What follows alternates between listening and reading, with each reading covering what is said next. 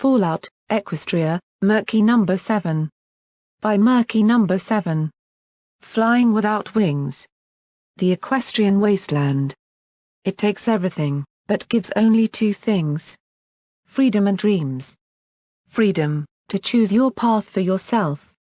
Whether you will revel in the lawless expanse of the wastes and strike out for yourself at the expense of others.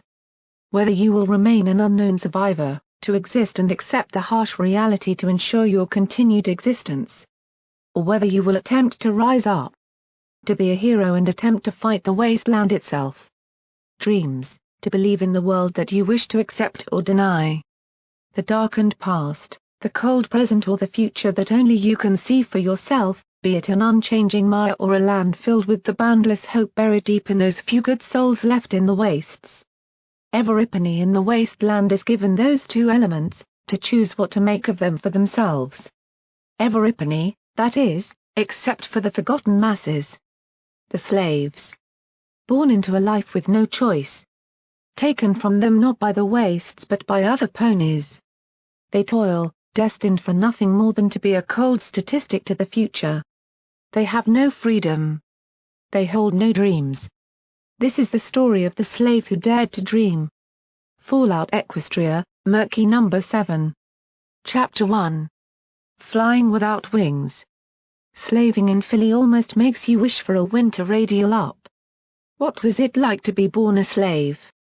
I suppose I should explain something about the nature of being born into slavery, for it is somewhat different from the more common way of simply being captured and forced into labor.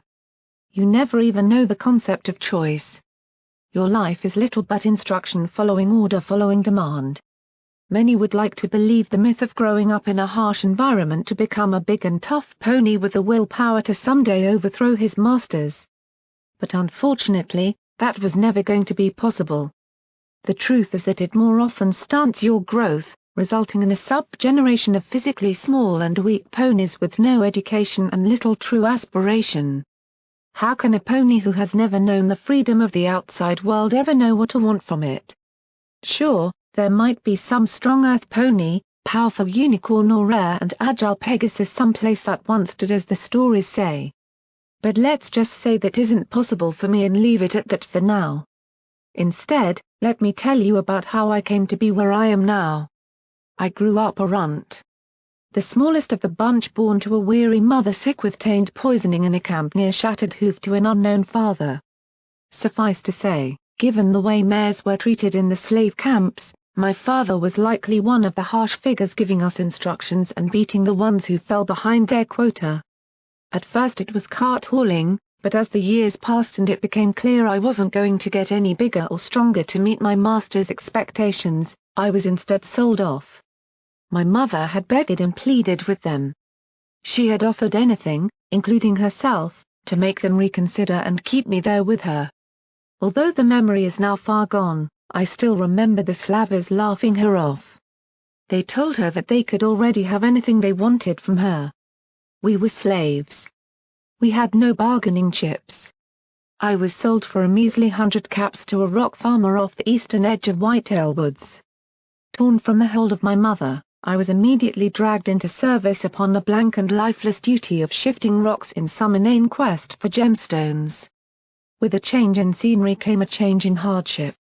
While hauling carts and performing physical labor had broken me physically in the past and hurt my body's development, I now was a lone runt in a slave labor farm full of other delinquents just waiting for a new body at the bottom of the pecking order.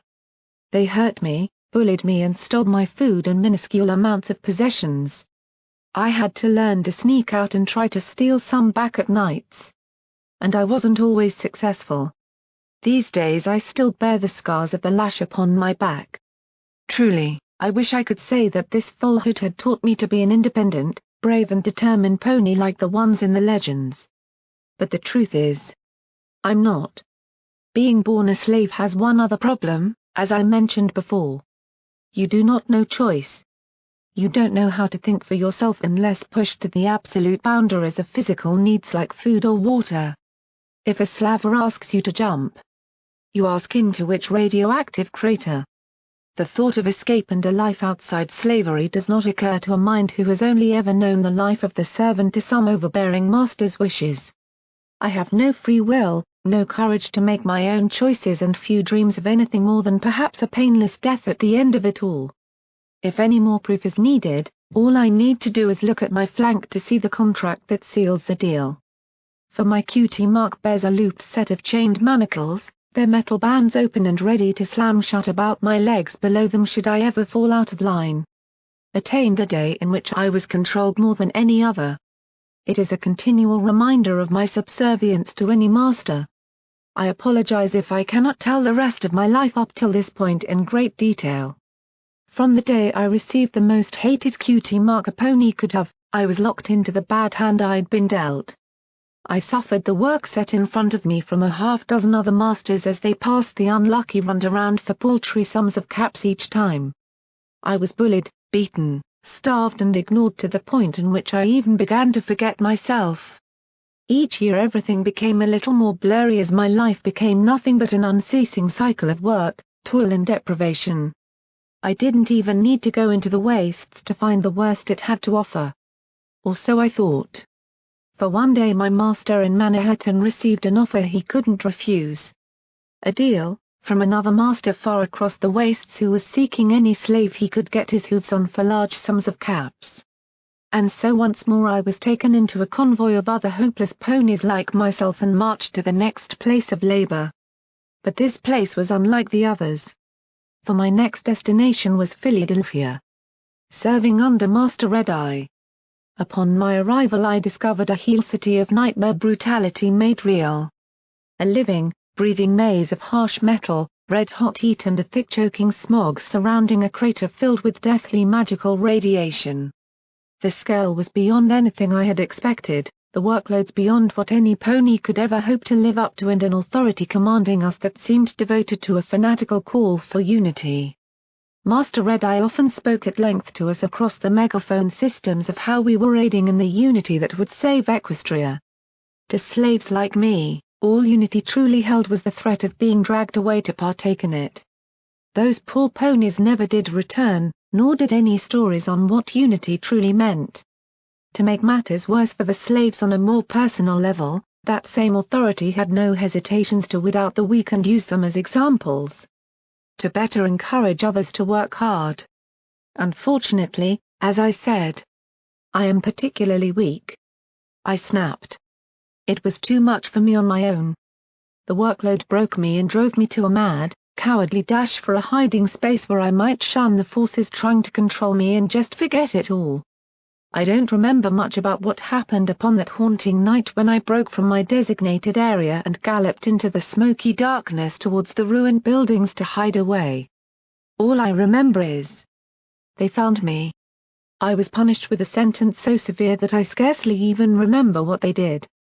They hurt me and told me that I was to die soon as an example to others when Hay next held an event.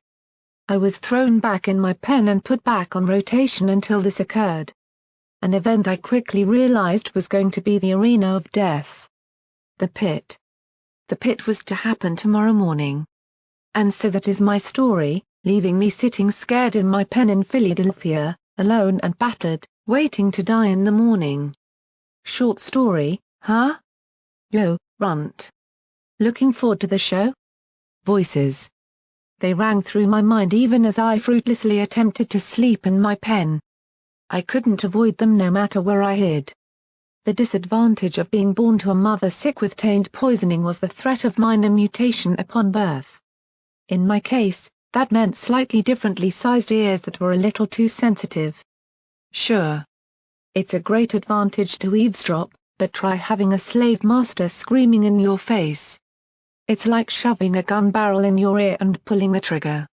Not content with this stunted growth, no education and eternal servitude until the day I die, the goddesses saw fit to give me a damn mutation too. It's part of the reason I always tried to hide from other slaves. The Philadelphia Fun Farms petting zoo performed much the same task it once had 200 years ago. Keeping living things inside for the betterment of others.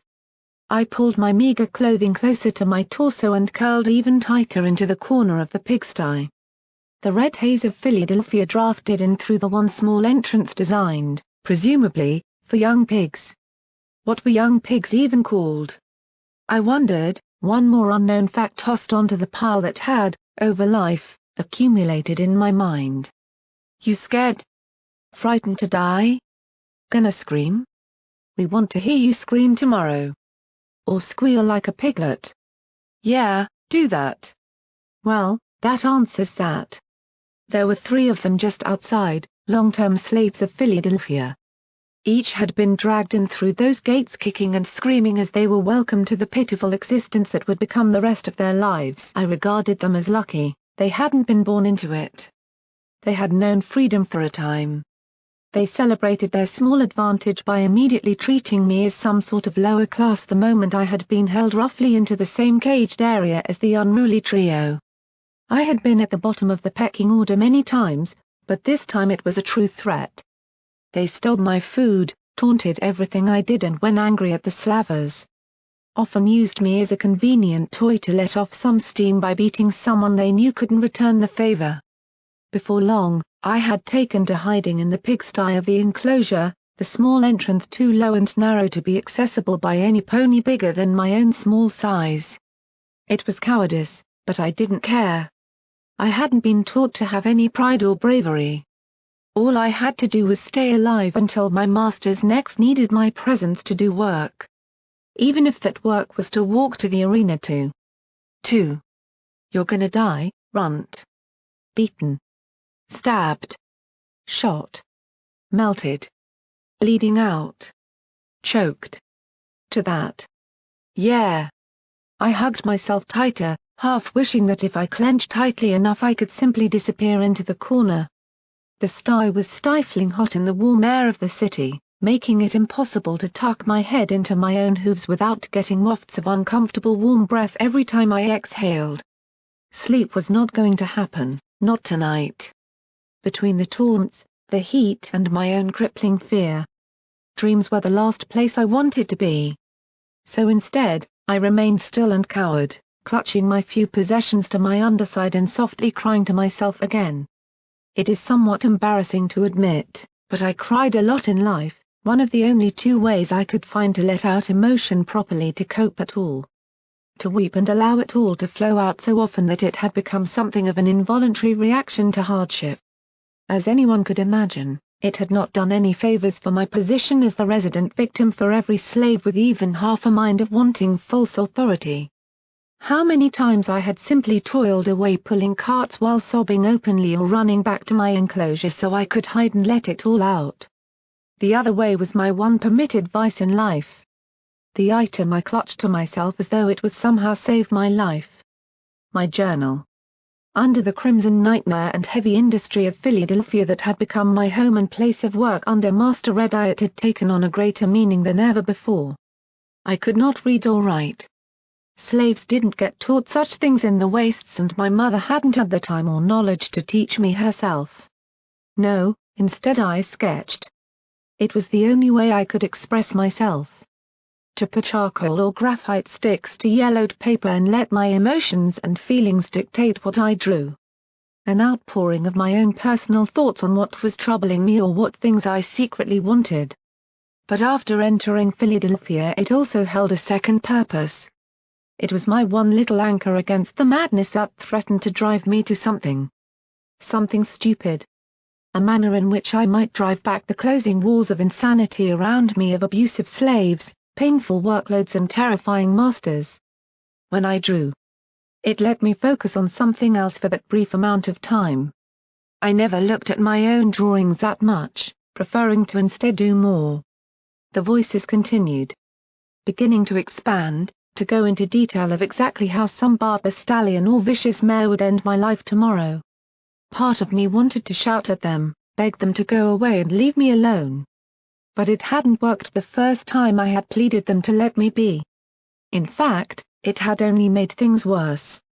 Instead, I sat up, shaking off the stray rotten straw from my malnourished body with a weakened stagger, and pulled out my journal. Biting the charcoal stick I had stolen from the small stocks we often pulled for work, I began to let myself fall into the trance. Trying to ignore the dirty taste of the stick, I spread out the paper from my journal in front of me. Charcoal met paper. A long sweeping arc that grew into multiple lines in the vague shape of something. So Mepany. Hey, runt. You crying in there? Come out and let us cheer you up. We'll give you something to eat. After we're done digesting it. Raucous laughter followed. Ignore it. Ignore it all. Concentrate on the lines. The shapes and the curves. Half the time I didn't even know what I was drawing. Live life to the full, runt. 'Cause it isn't like you'll have it for long. Oh wait. You don't have any life anyway. Ignore it. Ignore it. I tried to let my mind focus entirely on drawing. The sound of charcoal on paper and the meditative bliss the process brought. Let my subconscious do the work. How does it feel knowing you're going to die? I was weeping still, even as I tossed the charcoal into the corner with a pitiful whine and clutched the drawing close. I blanked out the laughter and the voices. Their taunts washed over me as slowly I held up my art to look at the finished piece. It held a small pony with different-sized ears lying dead in a pit. Bleeding from horrendous wounds, the leering face of his killer glaring down from above. Trembling. Sobbing gave way to fully fledged crying as I shut the journal sharply with a hoof and cowered once more in the corner as the voices came back all too strongly once again. I woke to a sharp rapping on the outer casing of the pigsty, sending jolts of shock through me, the sound echoing all the louder through my ears and the confined space. Instinct rushed in my veins as I quickly scattered to my feet, grabbed my journal and squeezed out of the hole into the harsh outside world. I hadn't slept well. Gunfire from some place nearby had disturbed my sleep multiple times. Some stupid pony losing it and making a run for it probably. It wasn't the first time either. On my first night I witnessed a father blown in half by a huge rifle carried by one of Master Red-Eye's griffins for trying to stop them taking his foal away. A bright red glare forced my eyes shut as I stumbled wearily to my feet and gazed about me as the world came back into view. My world. Philadelphia. The ever-reliable industrial heart of old Equestria, now the reluctant industrial machine of the wasteland. Around that lethal balefire crater, its factories, forges and mills rose like shredded, but intact, beacons of potential. Under Master Red-Eye's reign, the slaves here had reactivated many of them or carried out repairs with scavenged scrap brought from the many stables that pocketed the nearby landscape. After years of renovation, the effect was less of a repaired ruin in some areas and more of a very unmaintained build if you didn't look too closely to see the weathering from 200 years in the wasteland's weather. Despite the revulsion of my presence here, I found it all genuinely quite impressive. I knew those factories well. They were where I had my slave work broken in tugging overborne carts of twisted scrap and newly manufactured ammunition. Where I had been driven through horrific work environments and made to labor in poisonous fumes that made me gag and choke for days afterwards. I dreaded for the condition my lungs must be in after my short few weeks in this living nightmare. Murky number 7. Explain to me right fucking now why you are not already on your way to your place of work. I blinked as my eyes adjusted, turning and immediately lowering my head to the ground in subservience to the unicorn slaver before me just as I had always been conditioned to do. The stallion didn't care for it. A fell blow with his front hoof to my face savagely laid me out on the ground 2 feet away, nursing a loose tooth and an aching jawline. I felt the unconscious instinct to cry as I cradled my head. But in the dry warm smog of Philadelphia, my eyes were spent and could not muster the effort after last night. But a place of work? What place of work? Didn't this slaver know I was scheduled to die in a few hours? My voice was weak and hoarse, owing to a rough throat from little water and plenty of heat from the forges. I am to attend the pit later on this morning, master. I'm sorry. I thought you'd know. His hoof connected with my skull a second time, putting me right back on my rump again. Pain fled through my face as I felt my weakened body giving to the hulking slaver's strikes. Terror shot through me at the threat of further beating, I glanced up at him with one eye from beneath my hoof as I felt blood trickling from the edge of my lip. I must have bitten my own tongue. I don't give Celestia's right flank if you're heading off to die in that pit. What makes you think that it gets you off work until the time comes? He stated bluntly, leaning his face down to me. Red, I brought you here to work, now get your tiny rump in gear and get to fucking work. The unwashed stench of his breath nearly made me gag. Damn. But he was right, what choice did I have to not obey a command? Even if I was trying to fight the unbridled terror wrenching my gut at the thought that I was about to be sent to my death. He was my master, I was the slave. Without a word, I nodded profusely and got to my hooves as I glanced upwards at him. My current master, other than Master Red-Eye, of course, was a dull blue stallion with a filthy cyan mane. He had introduced himself at first as having the name Whiplash. Well, it certainly fitted him, owing to the long coil by his side. He had one hell of a talent with it, using telekinesis, something many slaves in the Fun Farm petting zoo pens would attest to. Myself included. Looking into those yellowed eyes gave me all the incentive I needed to quickly turn and gallop off across the petting zoo. Slaves often were not kept under shackle and chain in Philadelphia, nor in locked pens for the simple reason of, well, where could we run to? Master Red-Eye's part of Philadelphia was surrounded by a colossal wall to keep us in more than anyone out. As such, slaves were often trusted to run to where they needed to be, if they were not spotted in the right places at the right time. Wham! Besides, the real chains holding me were upon my flank anyway. As I crossed away from my pigsty home, I got a glance at that wall in the distance and reflected on its defenses pointing outwards. Who in their right mind would be so stupid as to attack Philadelphia?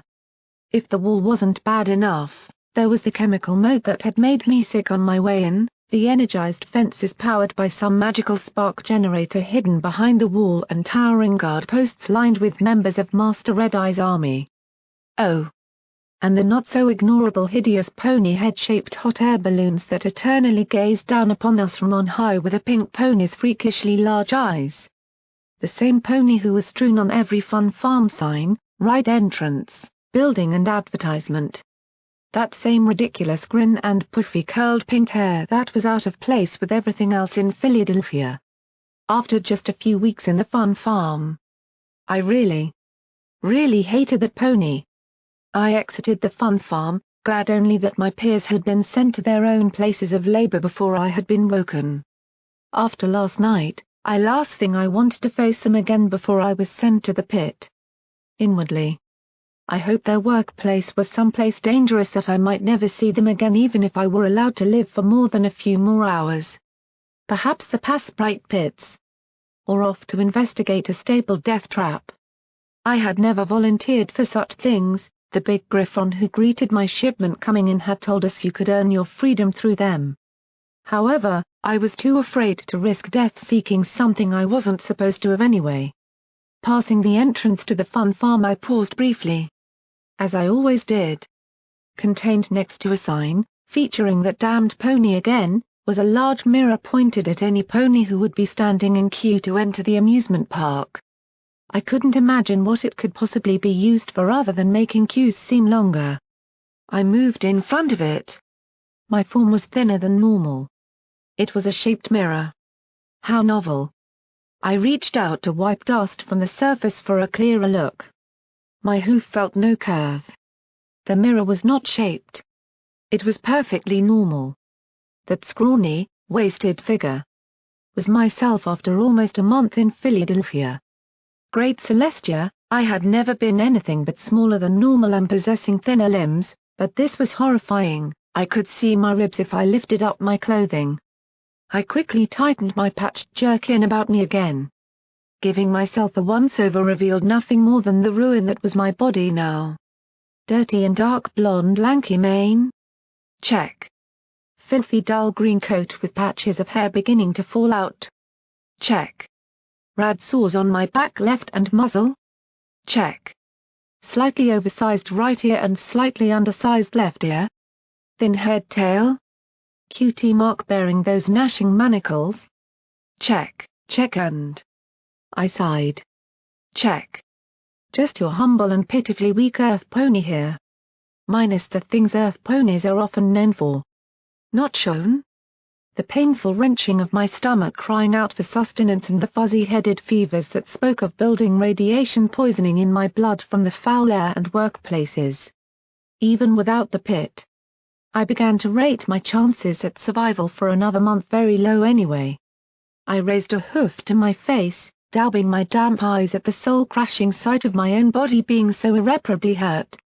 Apparently my tears ducts weren't quite done yet then.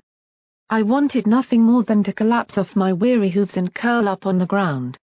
But long-conditioned instincts propelled me to continue. I had work to do, even if I didn't want to do it anymore. Turning from the mirror, I set a pace toward the armor manufacturing facilities. Road signs were useless to me, my inability to read rendering them defunct. Briefly, I wondered if they even meant the right things anyway these days as I stared at the tall, rectangular sheet of metal on stands just outside the fun farm. It was bent away from the crater, clearly having been jostled by the missile as it struck Philadelphia and never truly fixed. The words on it were undecipherable to me. A mixture of dots and lines that held secrets I would never understand. Words were not my thing. Shape and form was more my area of understanding to sketch and shade in those quiet moments between shifts. However, there were 3 words that I knew. 3 words that I often wondered about. Murky number 7. My name. Like some sort of sick joke to poke fun at Sir Mepany when he's already down. The not-so-lucky one. Ha laugh it up Everipany at the slave with a silly name. That said, the exact circumstances were a little unknown to me, although you could logically piece together some of it. I was not an only child. My mother had been the possession of a few masters in her time and had the attentions of various slavers too. I had been the 7th foal she gave birth to. I had no confirmation that this was the exact reasoning. Nor did I like to think it as the true one, for it pointed at my caring mother as someone devoid of imagination and life to the point she would number her own children. As for Murky, well, you only needed to look at the color of my mane and coat for that one. A particularly loathsome slave I had once worked alongside in Manhattan had once told me that it was because my mother hadn't truly cared for me at birth. Because I wasn't an intentional child, hence the sick joke of a name. I knew her better. Even if that were true, she changed as I grew around her. Briefly, I paused in the road. It struck me suddenly that tomorrow, my own mother wouldn't even know I was dead. I galloped the rest of the way to the factory in tears, my eyes finally proving they could find enough effort to cry any time, as I sought only the familiar lonely toil of a slave's life to help me forget my own stupid wishes. The armor factory loomed over the motionless and ruined hovels surrounding it, the places where I presumed workers had once stayed close to their site of work. The run to the site had long exhausted the emotional hurt I had brought on myself.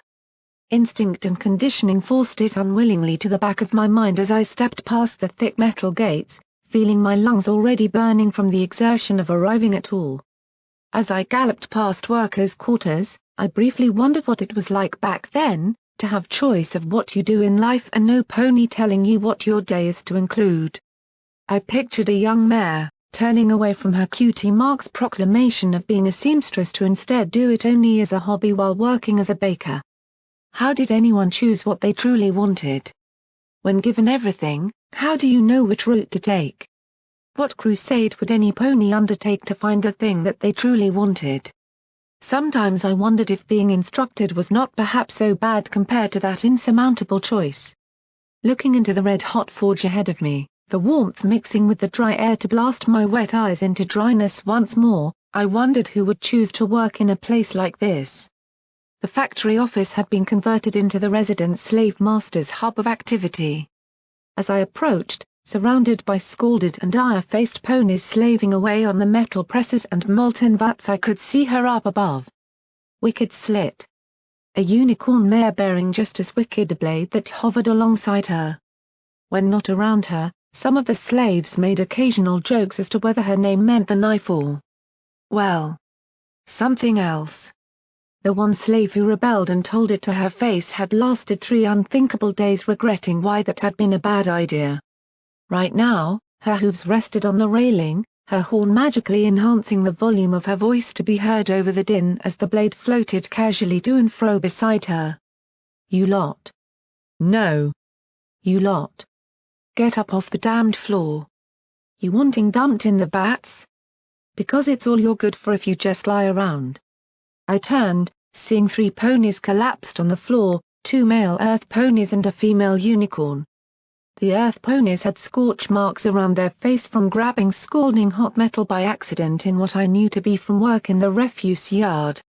Some of that stuff stayed hot for days without showing it. I'd once stepped on one myself. All were clearly suffering from a lack of water and too much heat inside. Even as I watched, under the factory master's barked orders, a couple of slavers began hauling them off. Too weak to even fight back. For their sake I hoped the master was not intending to hold up to her sick promise. Only then did I notice her eyes watching me, foolishly standing alone with no work to do. You! Get up here now. You're late. Bobbing my head to show understanding, I quickly headed for the skeletal metal stairs rising above the shop floor of the armor facilities. As I climbed, the view let me fully grasp the weight of Master Red Eye's intentions. There were hundreds of ponies in this place alone. And this was only one factory. Sparks flew from heated metal as it was machined into place and cut upon conveyors. The sound of whirring cogs and the scream of tortured metal as it was warped and forced into new angles assaulted my eardrums. I had once asked for earplugs. Wicked Slit had asked if I'd prefer them cut off instead. Steam rose and enveloped the walkways that were thick with guards bearing long rifles and gas masks. Oh, how I envied those masks! Any relief from the poisonous air. A few even wore battle saddles. I envied them too. Call it a silly wish, but I'd always wanted one of those things. Even if I had no use for it. Something about the mechanisms and artful measure of weights and machinery lit a wishful appreciation to the artistic side of my mind. Perhaps one of those lighter ones that I could wear and hang things on would fit best. Briefly, as I trotted through the master's open doorway, I wondered if I might be able to get one in my last few seconds of life inside the pit. That'd be nice. The darker, and larger, part of my brain immediately reminded me that it isn't so nice when it means you are getting beaten to death. The bully's words came flooding back into my mind. How does it feel knowing you're doomed to die? Choking back a reaction, I clattered over the lethally haphazard catwalks toward Wicked Slit's door. Inside, the office was marred with old furniture around a rotted wooden desk bearing one of the indecipherable terminals. I hated those things. Whirring away with hidden secrets that I couldn't read, like something put on Equestria just despite my illiteracy. Wicked Slit sat behind it, holding a cigarette magically in front of her mouth as she typed up, presumably, a report on the 3 slaves she needed replacing. Around her sat various scraps of her life, cigarette stubs and packs, a couple of half-empty bottles of sparkle cola and her prized possession, a wickedly curved knife that permanently stood upright with the blade embedded in the wood. Her desk was covered in the pockmarks of the tip from each day, but not as many as were left on her slaves. Once, she had slit my back just enough to make the wagon harness rub it all day. Wicked Slit had a fiendish imagination with that blade. Right now she didn't even look at me as she spoke in a surprisingly polite voice, belying her ruthless attitude. Do you know, Murky number 7, how many slaves we lose on a daily basis? I shook my head, frankly it wasn't something I cared to think about. All I knew was it was no small number. About to be one less, my mind oh so joyfully reminded me, every few days a slave in my enclosure just wouldn't wake up. Toxic air was a major killer, smog in the lungs and infections forming within every small wound you received were lethal too. She didn't look up. I didn't hear you, she intoned. The words carried underlying threat. Of course. She wasn't looking at me to see my shake of the head. I don't know, Master, I replied, stammering. My voice sounded so small beside hers. "I'm a mare, Merc." She still didn't even turn from her work on the terminal. I mean, I don't know. Ma'am? I tried instead. Funny, most female slavers preferred master as well. I presumed she had some trouble with her stallion peers to gain the same level of respect in an environment given to masculine ego and shows of strength. If anything, it made her seem all the more lethal as I risked a glance and saw the puckered scars across her face. Even a crack running up her horn. Casting magic must have been agonizing for her. It spoke volumes of her willpower, as loud as her voice, I guessed. She sat up, looking directly at me. I had forgotten something. To say it at the end too, perhaps. I don't know, is it ma'am? I muttered, trying not to look her in the eye. Or perhaps she was one of those more militant types from Master Red Eye's army? They liked it at the beginning as well. Ma'am. Her left eye twitched dangerously as she shoved the heavy terminal away with her magic and leaned over at desk at me. Suddenly, I had some very nasty imaginative thoughts about that knife and varying parts of my body. "Do you think you're being funny, Merc? Or clever?" she intoned dangerously, the knife pulling itself out of the wood without a sound. Damn, that thing was sharp. I shook my head. I didn't want to risk anything else. Why had I gotten so chatty anyway? Perhaps the knowledge that I was about to have my throat torn out and left to painfully bleed to death had made me careless. My imagination became a very imminent reality as the knife flew over and rested against my throat.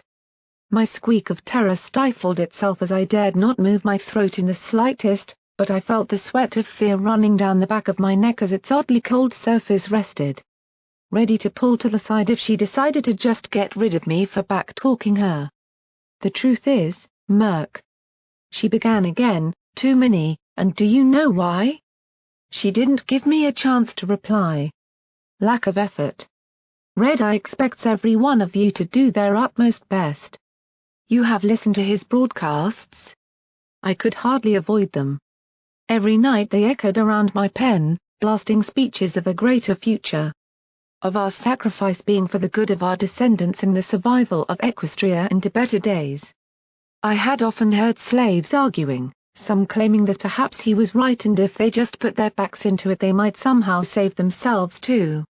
Others defied him, quietly of course, but would happily curse his name into the ground all while groveling for forgiveness if any of those fanatical griffins heard them. Me? I didn't really think either way. One way or another my purpose was to serve. If it were Master Red Eye that commanded me to do this, I'd do it. What else was there for me to do? Red Eye expects much of you slaves and of us slavers, Merc. And examples like those three down there are not good enough. It's enough to make me want to just start shooting every slave I see for insulting our great leader. Great. She was a fanatic too. Oh my wonderful life. Which brings me, of course, to you, Merc. Shit. Given you were 10 minutes late, do you know how much you have delayed Red Eye's plans? Care to take a guess? She grinned sweetly, finally looking at me. Sweet Celestia. She was actually so angry she was grinning.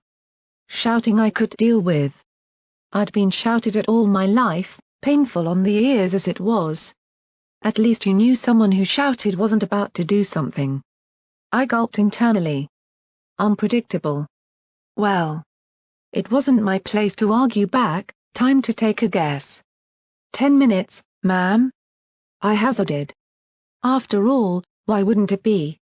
Apparently, that wasn't what she wanted to hear. Her hoof slammed on the desk, sending splinters of the rotten wood spraying to each side and leaned over it toward me, her knife moving away from me. Instinct kicked in. I bowed my head down and knelt my front legs. 10 minutes? Her voice echoed with magical power. I squeaked in pain as the noise assaulted my ears. Try now, Merc. Huh?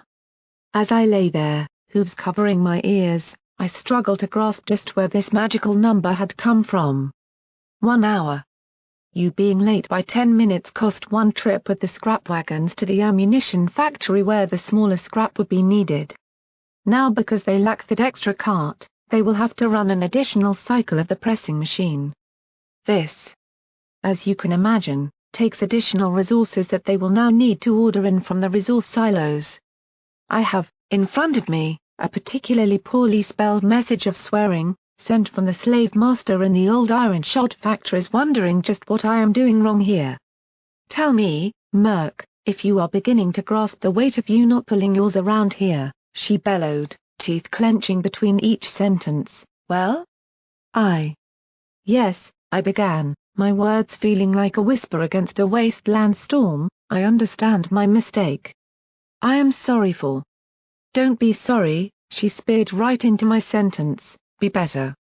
That cart needs taken now, along with a dozen others. Everything has to act like a well-lubricated machine in this city if we are to achieve our great leader's dream. I want to see at least 7 more deliveries by the end of the next hour. Or so help me. I will personally ensure you will not want to return here tomorrow.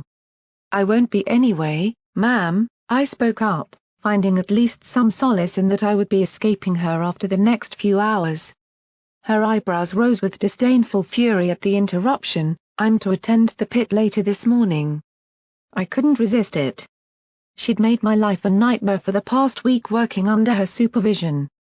I still bore a burn on my neck where she had put out her cigarette on me as her method of trying to show me that the molten metal sparks wouldn't hurt as much as defying her.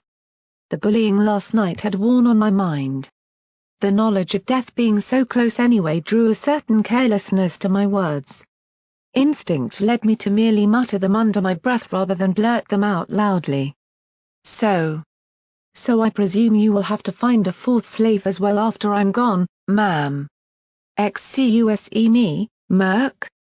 Her voice drew enough of a picture of what would happen if I had said that any louder. Care to repeat that? I prayed to the goddesses that she had only thought I had just not spoken loud enough. She must have seen my lips moving, of course. Instinct was currently bucking my brain hard for saying that to the mayor whom had been threatening my windpipe with a blade a few seconds ago. Well, there goes my attempt to be snarky for the day. I said.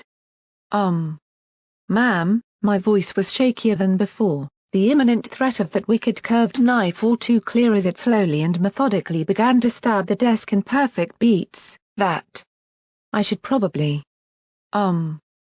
She had advanced towards me, trotting right up to glare me in the face. Oh goddesses, not the face again, it still hurt from whiplash. Go on. She intoned, dangerously. That I should hop to it? I tried to smile, to grin my way past it. She did not seem impressed, backing me up right against the doorway before turning away from me. Then why are you still here, Murk? That was my cue. Any slave would recognize a lifeline when they were thrown one. However, as I got up to my hooves and made to turn to the door, warning bells rang in my mind. Wicked slit doesn't throw lifelines. She severs them. I tried to dive for the door as I caught her movement from the corner of my eye. Too slow. Her full buck catapulted me through the doorway with a cry of shock and pain as my ribs, half bruised already, screamed in agony. I lay against the catwalk's dangerously open edge. Seriously, who designed these things? Clutching my chest as I looked up to see the door telekinetically slam in my face.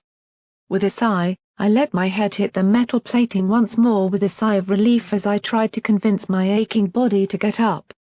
All potential outcomes considered, I thought that had gone pretty well. Perhaps it says something about slavery that in my last day upon Equestria, I used the time being whipped while pulling a cart laden down with sets of heavily armored barding between a factory floor and the iron-shod firearms depot on the far side of Philadelphia. Either that or I had some really weird tastes. It was approaching late in the day by the time that the slaver finally, mercifully, detached me from the rusted and chafing harness. I could swear it was going to leave a stain. And sent me on my way home to the fun farm. Happily reminding me that I was going to make his bets very easy later on. The moment the harness was released, my legs gave out. What little strength I had to carry half the trips of most ponies had worn me out completely, to the point that if I had ever entertained thoughts of actually fighting, I might have wanted to complain about how this was unfair. Unfair? Hey, welcome to Philadelphia, Murky. I staggered from the colossal factory through one of the delivery doors. Along the edge of the storage flats were rows of non-functional and long-rusted Pegasus sky wagons for hauling cargo from Philly all the way to, well, wherever in Equestria it were needed. I pictured strong, free Pegasus swooping to and fro with huge weights upon their wagons, carrying them as though they weighed nothing more than a feather, to be met happily as they made deliveries of, well, absolutely everything. It was hard to imagine, for it required Pegasus to be anything other than universally loathed by the wasteland I had seen. Scummy Skydwellers was the popular name to my last master, as he drunkenly ranted about how they keep it all for themselves and how he couldn't wait for them to come down to the wastes so he could give them a piece of his mind. Yes. The wastes hated Pegasus. I certainly hadn't heard of any living down here myself yet in my lifetime. Probably for the best, given how they might be treated. Pulling my jerkin a little tighter, I cast a glance about me.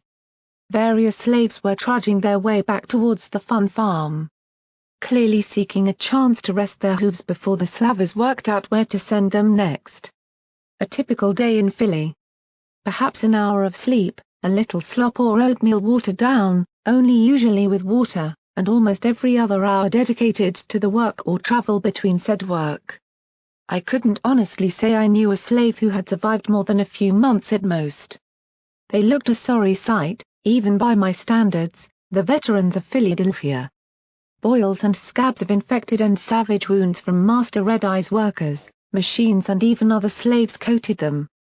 Most had tried to tie off wounds with scraps of fabric, while others simply still just bled openly as they limped and shuffled across the broken landscape of the city. Even to a born slave, the sight was horrifying.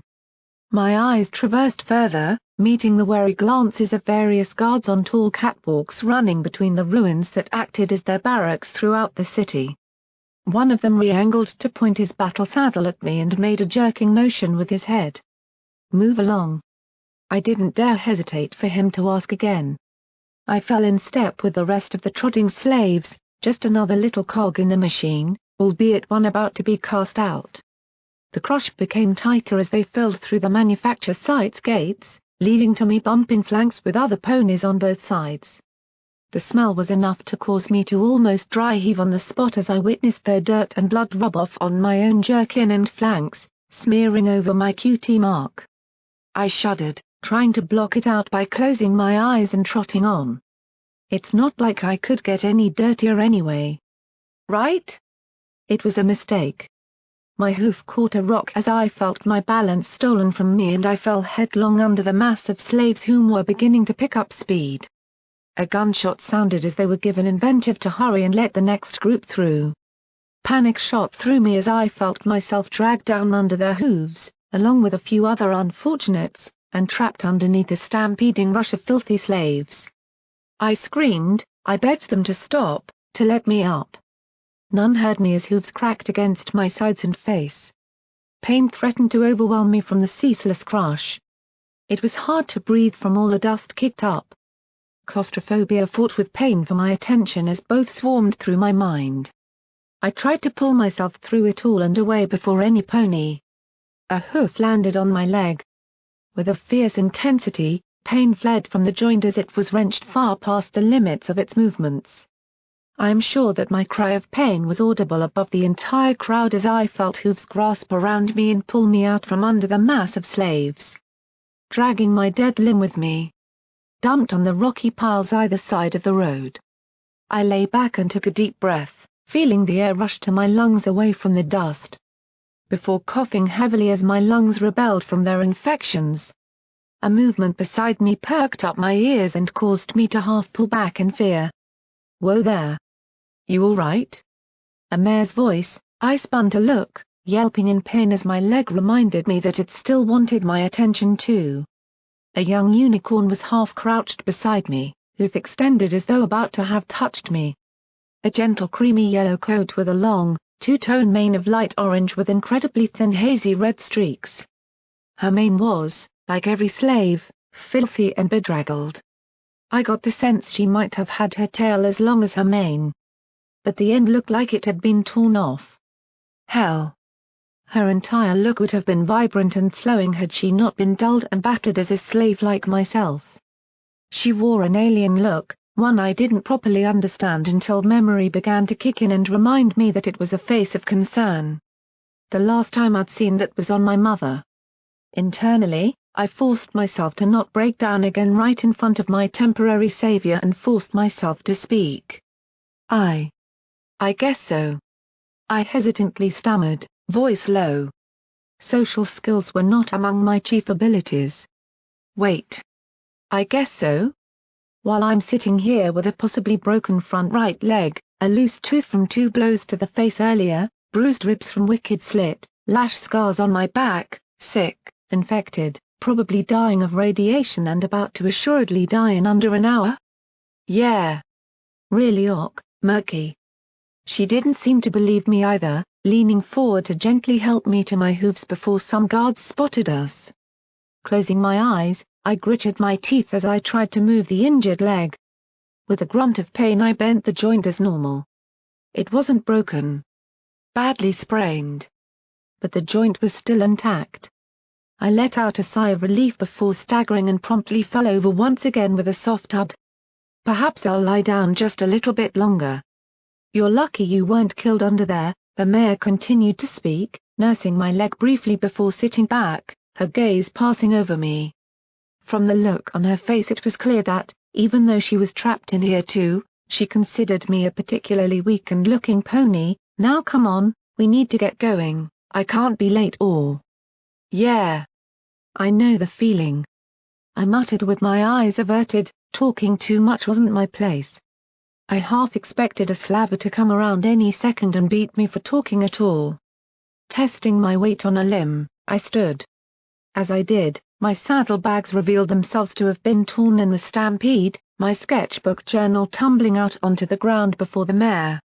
Blinking, she looked down, nosing it open with her nose. She was probably too tired to use magic right now. I made a move to retrieve it, only pausing as I noticed she was actually looking. Not laughing or trying to steal it. Instead I just waited, feeling oddly full of apprehension as she flicked a couple of pages while I trotted to and fro, trying to work the movement back into my foreleg joint. I didn't even yelp in pain to not disturb her oddly peaceful-looking investigation. Well, not more than twice anyway. Certainly no more than 4. Perhaps 6 if squeaks counted. This is pretty interesting stuff, she commented, eyes not leaving a picture I'd drawn of the Philadelphia gates. My first night here. She flicks some more, before smirking and stifling a laugh, seems you have a liking of mares, though. She looked up to me and grinned. I blushed and fell back a little, rubbing my head with a hoof as I tried to think of an excuse. Truth is, well, perhaps I did sometimes find my subconscious drawing out a particularly nice-looking mare I might have seen or worked beside. I'd always intended to add the clothes. Honest. I stepped in, albeit painfully, closing the journal with a hoof. That stuff was still private, no matter what strange spell of peace she seemed to exude to make me not have grabbed it from her the moment it fell. I just blushed as she giggled slightly at the act, seemingly not offended before standing to her own hooves herself. I'm sorry, I began, trying to keep my voice steady above embarrassment, I should go. She just nodded, apparently understanding before knocking a tangled knot of hair behind her ear with a hoof. All right then, off you go before we get caught. The mare bit her lip and her eyes fell on the sketchbook again resting at my side. I really do envy that. The ability to draw whatever you want. Whenever you want. It's like an escape, isn't it? What? An escape? What on Equestria was she talking about? Drawing was just automatic. I couldn't choose what to draw. Could I? The mare was turning to go. She trotted away toward the opposite entrance of the fun farm, clearly a resident of another enclosure, possibly the bumper plow pit. I wanted to say something. To try and make up some excuse for some of the pictures. To ask what she meant by drawing what I wanted. But she was already too far away and I dreaded shouting with slavers around us with ever watchful eyes for dissent and rule breaking. A little voice began to ask me in my mind why I hadn't been afraid of her. And why I had a sudden urge to draw her, not like the pictures she had seen but as, well, what I saw. A strangely at ease slave. The thought struck my mind. Just one last sketch before I headed off to the pit. What were they gonna do? Sentence me to death? Justification in mind I quickly, figuratively speaking, made for the petting zoo and my hide-a hole in the pigsty. I looked back once or twice at the mare heading off. I could swear she was doing the same. That was better. Lines became curves. Curves became shapes. Shapes came to life. Across the floor of the pigsty I had scattered picture after picture. From the moment I pulled myself through the small gap, hounded by the taunts and pursuits of my fellow slaves, I had retrieved the charcoal. The taste of the floor's corner reminded me to not throw it away again, and set to work. I didn't think. I didn't consider. I just drew. As ever, allowing my subconscious to take over. To draw what came to my mind first. Soon my journal had a good few new entries. I had struck past last night's picture as fast as I could to add more and see what they would bring. 1 page. 10 minutes work. Wicked slits knife with her eyes gazing from behind. Another page. 5 minutes work. Myself and the cart with darkened lines to add the weight. Another page. 3 minutes work. The pit. Sketchy and terrible. Page after page. Filled with imagery of my time here. Even in my drawings I couldn't escape it. I had wanted a picture of her, before I forgot her face. But it just wouldn't come out, like a machine in Philly's foundries working to the same pattern I found my sketching fell into patterns I could not control. Once, a rare slave that actually conversed with me had asked why I never chose what I drew. How could I? Choice was not mine to have by birth. But now I wondered, at the end now with nothing else to live for. No work to be done anymore, what if I chose to draw something nice? That mare's wondrous hope in her voice as she said that drawing could be an escape of itself rung in my mind. I took another page, leafed the parchment over and gripped the dirty charcoal in my mouth loosely. Perhaps if I drew some random lines, then made what I wanted from it? Maybe that would work? Trembling, each sweep of the charcoal didn't seem to add anything. How could this ever work? I didn't have the mindset or the belief to ever think for myself. All I was doing was I saw potential. With gusto, my charcoal flew onto the paper. Instinct not restricted to my life kicked in artistic form. The things I look at. Specific memories fled in my head. Curling up next to my mother, stealing from my master back on the rock farm, running away to hide in Philadelphia, mouthing off under my breath at Slit and sitting with another pony glancing at my journal without any hint of derision. For the first time in as long as I could remember, I drew for myself. I jolted back from the paper, breathing hard, as I dared to let my eyes descend upon what I beheld before me. It was me. Just me. Just that small pony staring back at me from the bottom left of the page, not even filling the space I could have, like it was waiting on so many else to fill the gaps beside him with something else. It was smiling. My hoof went to my mouth. When had I last smiled? I honestly couldn't remember. But here it was, my sketch's lips curled upwards in a joyful, playful laugh that I wish I could have heard for real. Hey! Runt. You ready? They're calling for you. Time to die. I ignored it. This was more important. I threw the page over and grabbed the charcoal again. Lines into curves. Curves into shapes. Shapes into Life is over, runt. We can see them coming to chain you all up and drag you there. Charcoal flew. I drew faster than I ever had before. I was in control of this. Not them. I could control what I drew. The form came to be. The mare.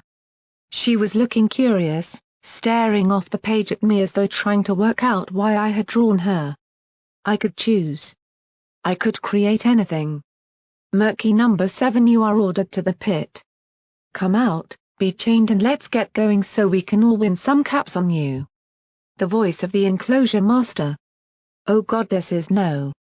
I had just learned how to do this, yet I could feel my legs trying to pull myself on conditioned instinct to obey. I tried to reach the paper once again. One more. I can go one more and just be late out. The charcoal snapped at the tip from how hard I was pressing. The drawing went messy. It didn't matter. Stains of tears were appearing on it. I choked down the embarrassment at crying over something as silly as all this as I felt a rap on the pigsty. You there? Slave. Is Murky number 7 in here? You bet. He's cowering like a... There was a crunching sound followed by the sound of some ebony hitting the ground hard. I didn't ask you for your opinion. Guards, tear this damn thing apart and get him out here. Oh, Luna, help me. I felt the sty shake and buckle under their savage hoof blows on either side. The drawing was only just taking shape. I knew what it was. It was. The roof snapped off, smog and dust seethed in from the outside world as a silhouetted gas mask glared in and spotted me frantically scribbling. I squealed as I felt a second slaver grab my jerkin in his teeth and effortlessly lift me, whining in pain as my bruised ribs protested at the sharp movement. I pulled down with all my meager weight. One more line. The pulling intensified as a second guard joined. No. Please. I begged them as I felt the charcoal fall into my mouth. I have to see her. Once more. With a great tug, I was yanked through the splintered wall of the pigsty and thrown on the ground, weeping in a heap. I spat out the foul charcoal and reached out for my journal as two guards magically hog-tied me with chains before dragging me away. The journal had fallen open on its side, visible to me as I was pulled off, writhing and screaming through tears to be reunited with it. The picture I had so desperately tried to finish stared directly back at me, tugging at my heart and stirring emotions long dead. My mother. Once again being forced to watch me being taken from her. I was going to die. I lay against the wall of the pit's slave confinement area, feeling the cold concrete seeping its chilly touch through my torn jerkin. It was dark, the only light being that coming in from the pit itself. A thick gate sat at the front of the area. The only thing that separated me from death now.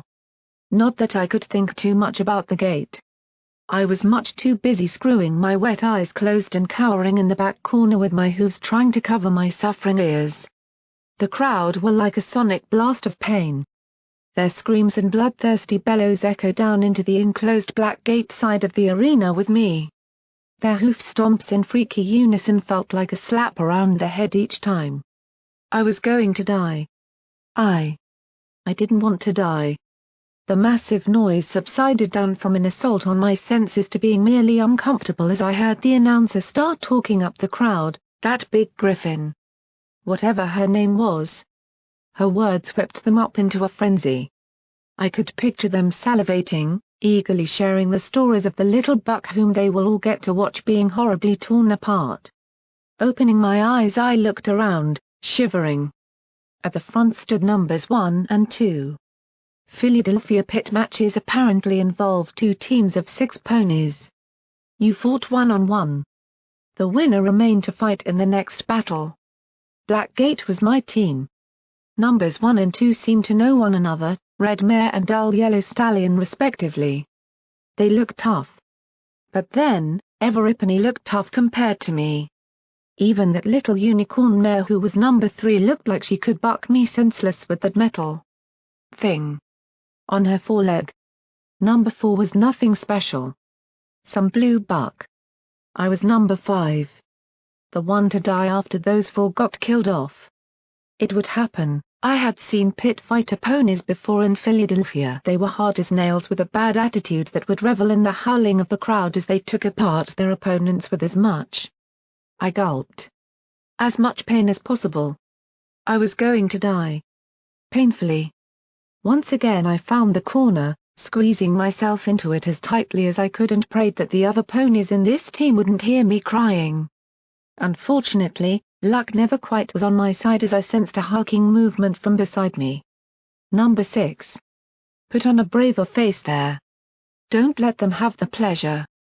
A significantly deep, low and mature stallion's voice that almost trembled with the threat of painful volume if he really got going.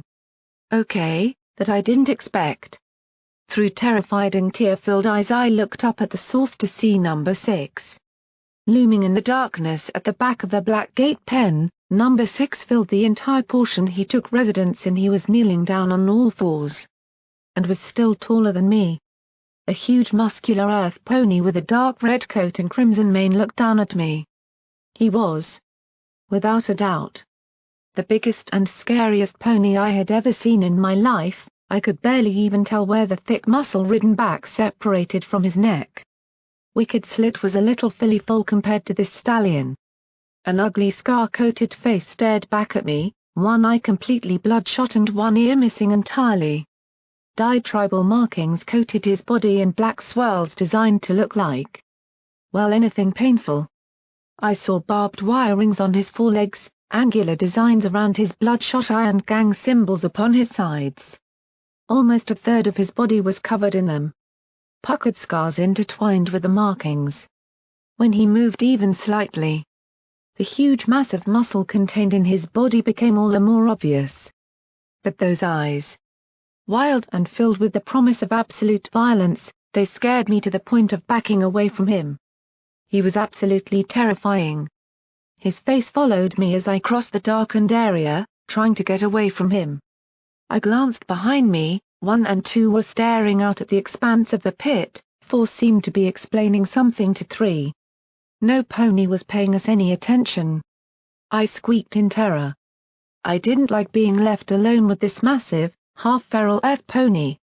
He just sat there, staring at me trotting away from him. With a deep sigh, he looked toward the gate. I'm sorry. Okay. Officially confused now. I tilted my head towards him even while backing my rump right up against the wall. What? I didn't dare raise my voice above that of a hushed whisper. Who knew what those other ponies were like up at the front of the Black Gate slave area? I'm sorry you need to end up here with me. He continued, shifting to his hooves. By the sweet goddesses, he was huge. Add to that, none of it seemed to be anything but corded muscle. Suddenly I felt pretty glad he wasn't in the other team. You're sorry? I'm sorry, that I cannot protect you. His voice hit a low note. An odd ring of sadness surrounding the bestial imagery he evoked in his accent and appearance. You don't deserve this. Not like some of the rest of us do. I didn't know what to make of that.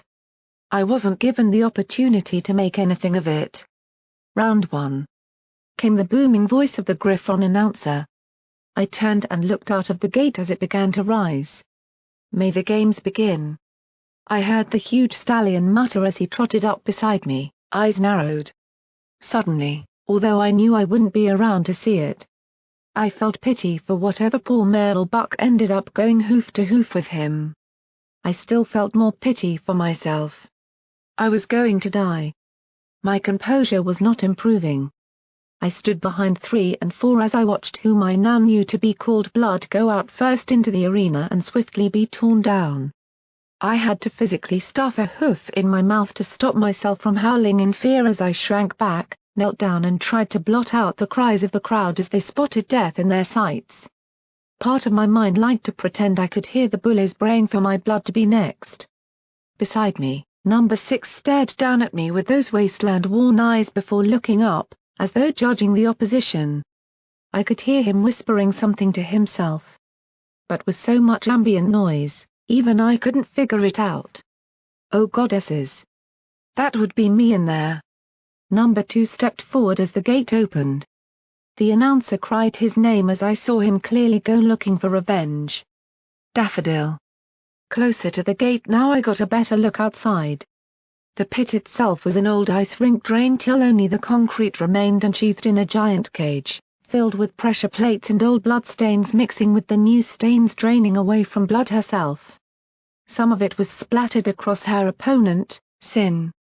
Sin something. I had missed his name from covering my ears against the painful noise of the crowd. Once again, I witnessed death. Daffodil's opponent stood no chance. He even tried standing on a pressure plate to activate a bucket load of mines from above, trying to rain them on Daffodil. The big buck swiftly dodged the deafening shock wave. Before delivering the most horrifying death I had ever witnessed. One after another I heard, all too clearly, the snaps. He broke his opponent's bones. All of them. While he was still alive. I felt my legs go weak. Great heaves in my throat become choking sobs as my eyes flooded with tears and terror overtook me. I ran to the back of the slave area where the door was, where we had been brought in. I had to get out. I didn't want to die. As I approached it, the 2 guards assigned to supervise us, along with the 3rd slaver whom had slapped these numbers on our flanks, were waiting. With a laughing shove, the trio hurled me right back into the black gate area once again. I curled up. More sickeningly wet cracks came from the arena. Each in turn with a roar from the crowd. I don't want to die. I don't want to die. Round 3. From the black gate, we still have Daffodil. I tried to tune that griffon out. Each round brought this one step closer to me. Blood was down.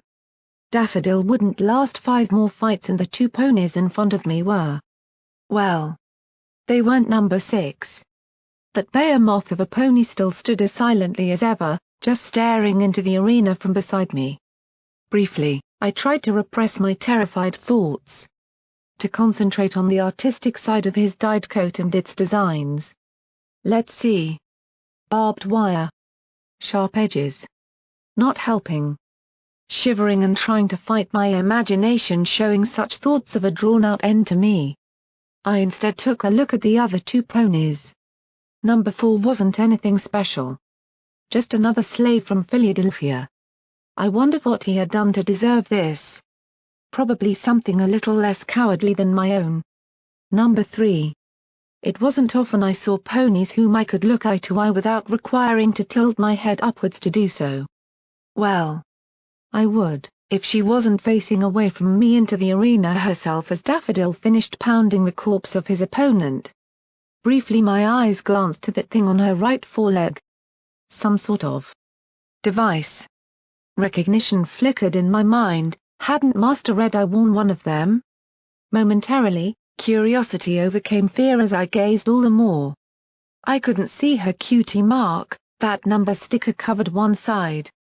Shifting quietly to the other, I noticed what it is. Another of those devices. Right there on her flank. Just. What? What did that signify? Skill with them? Given I had no idea what they were. I realized any guessing was a bit pointless. Whatever it was, it couldn't be deadly. The slavers wouldn't have left it on her otherwise, so I couldn't even imagine her bringing down every one of the fighters to protect my worthless hide either. A momentary realization hit me as I realized I was craning my head to stare at her flank to see said cutie mark.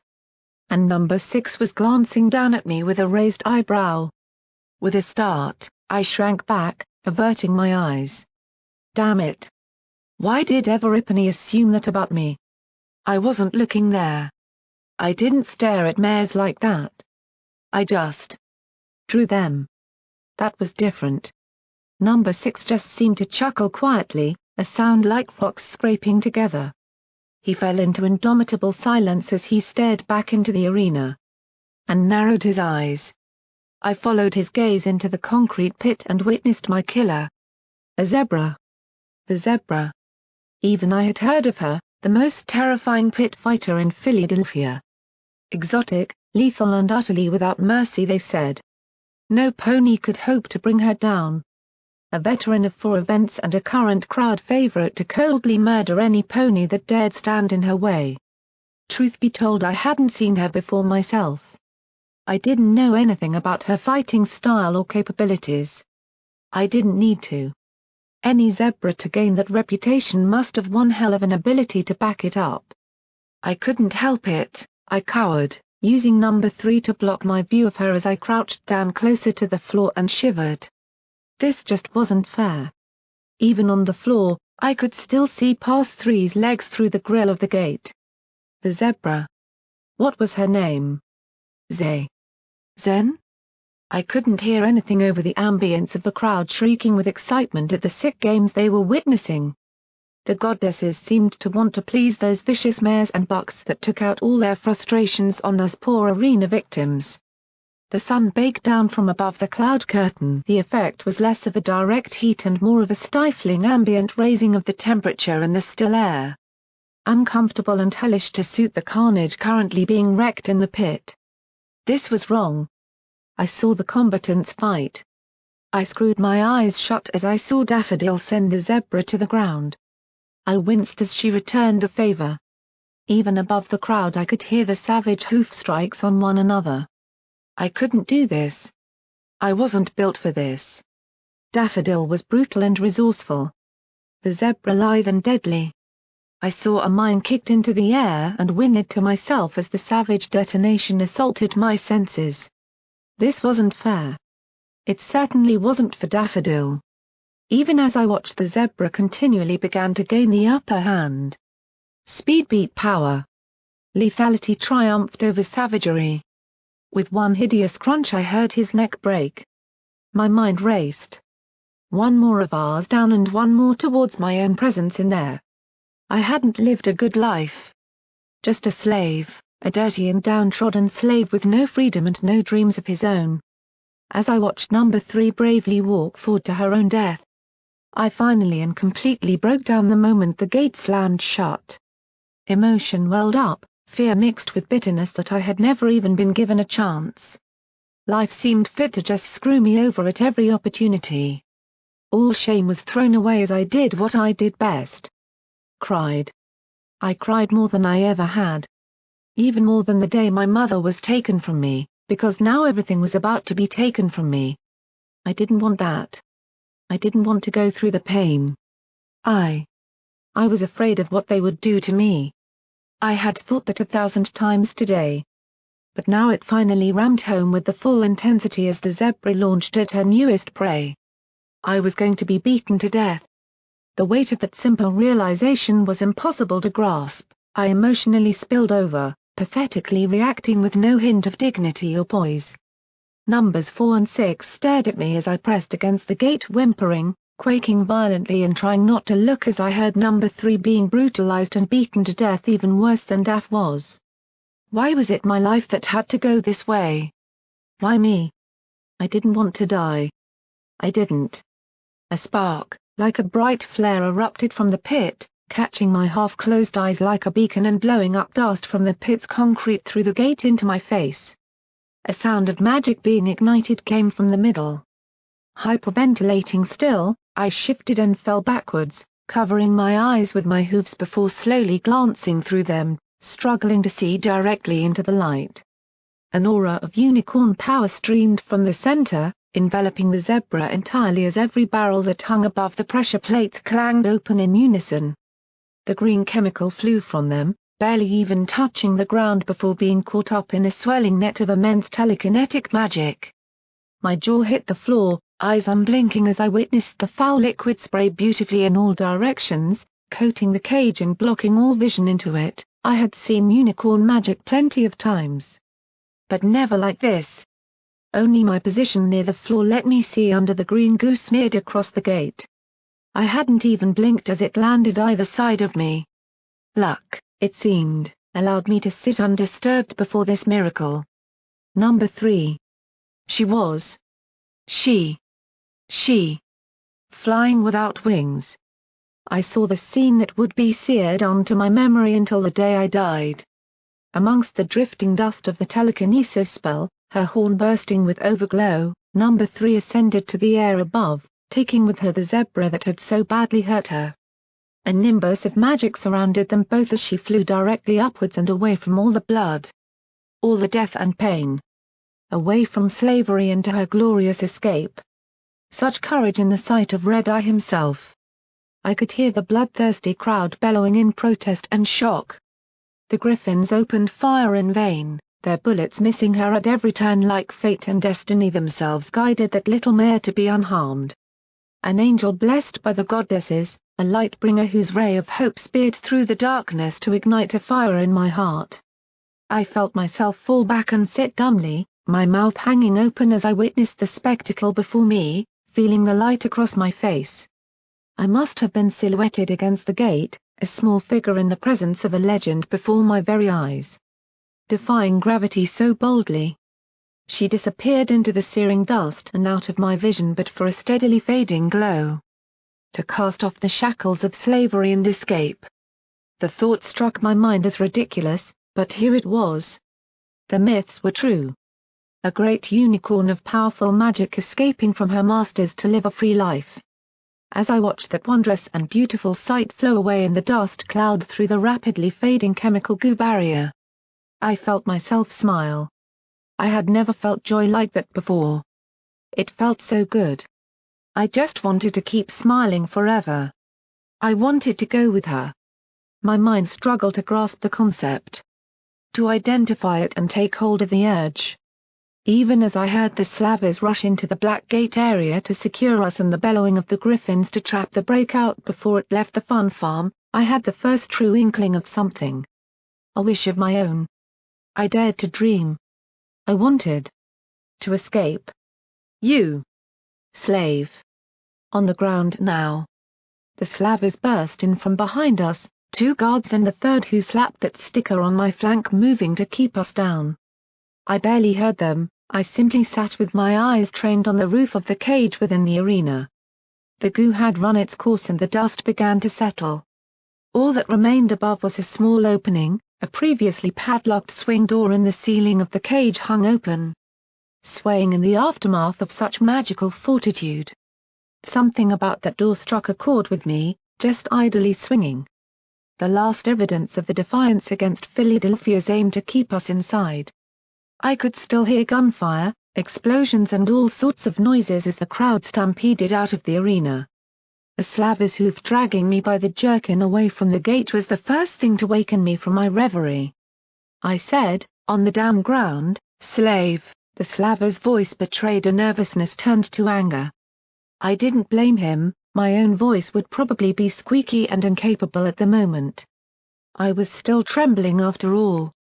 With a twist, I was hurled onto the ground as I heard shackles being drawn by the slaver's unicorn companion. "Ha, call it magic? Look at number 3, buddy," as they moved toward me. Only as they began trying to pull my hooves up did I begin to finally shake my head clear and get a grasp on why they were being as deliberate. The slaves were not taking this idly. Behind the door leading to Black Gate I heard the sounds of rebellion. Slaves were crying out, rioting in the aftermath of one mare showing them there was more to hope than that Red Eye could be defied. One slaver was watching the door. Telling me that perhaps the slaves outside were not being beaten down as easily as the slavers would like. It seemed number 6 thought the same way. The biggest pony I had laid eyes on in my life seemed to me to be a slow and deliberate stallion. I had imagined that an attack from him would be like a boulder rolling slowly. Deliberate and implacable. Oh, how wrong I was. He moved like a boulder all right. But one tumbling madly down a cliffside. The slaver didn't even stand a chance as the colossal weight of number 6 barreled into him, one giant hoof plowing the slaver's head into the concrete wall with enough force to make a sickening crunching sound. Suddenly I was very glad I couldn't see it all too well. The slaver currently straddling me with the shackles looked up, eyes wide as he witnessed his brethren murdered in an instant before him. The third slaver turned from finishing his shackles on number 4 as well, both matching the cold stare of number 6. "You." The slaver's voice quivered. "You stay right there. Stay." "Funny. I was going to say the same thing," muttered number 6, dangerously, before launching himself at the two. I curled up as I felt his size run over me to reach them, a series of panicking screams and dull thumps as the pair were set upon by the terrifying pony. I risked opening my eyes. I saw number 6 moving like a blur, thick limbs lashing out wildly. He bucked one slaver against the wall hard enough to whiplash the target's head back into it, spinning himself around to dive and grapple his second opponent even as the slaver attempted to draw a baton with his mouth.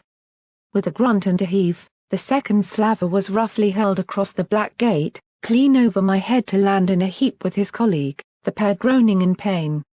Even as they attempted to stand, the first nursing his rapidly bleeding head, number 6 was on them. His forehead collided with the first target, the sound like a rock hitting a wall. The slaver dropped, unconscious in an instant even as number 6 began beating the last slaver's head off the wall repeatedly. Eventually, a sharp pop signaled his end too as his agonized screams suddenly ceased. Almost as an afterthought, wiping the sweat from his brow, number 6 raised a hoof and stamped it sharply on the unconscious buck's neck with enough force to 2. I felt sick. I had seen ponies beaten all their lives. But this was different. Slavers beat to intimidate.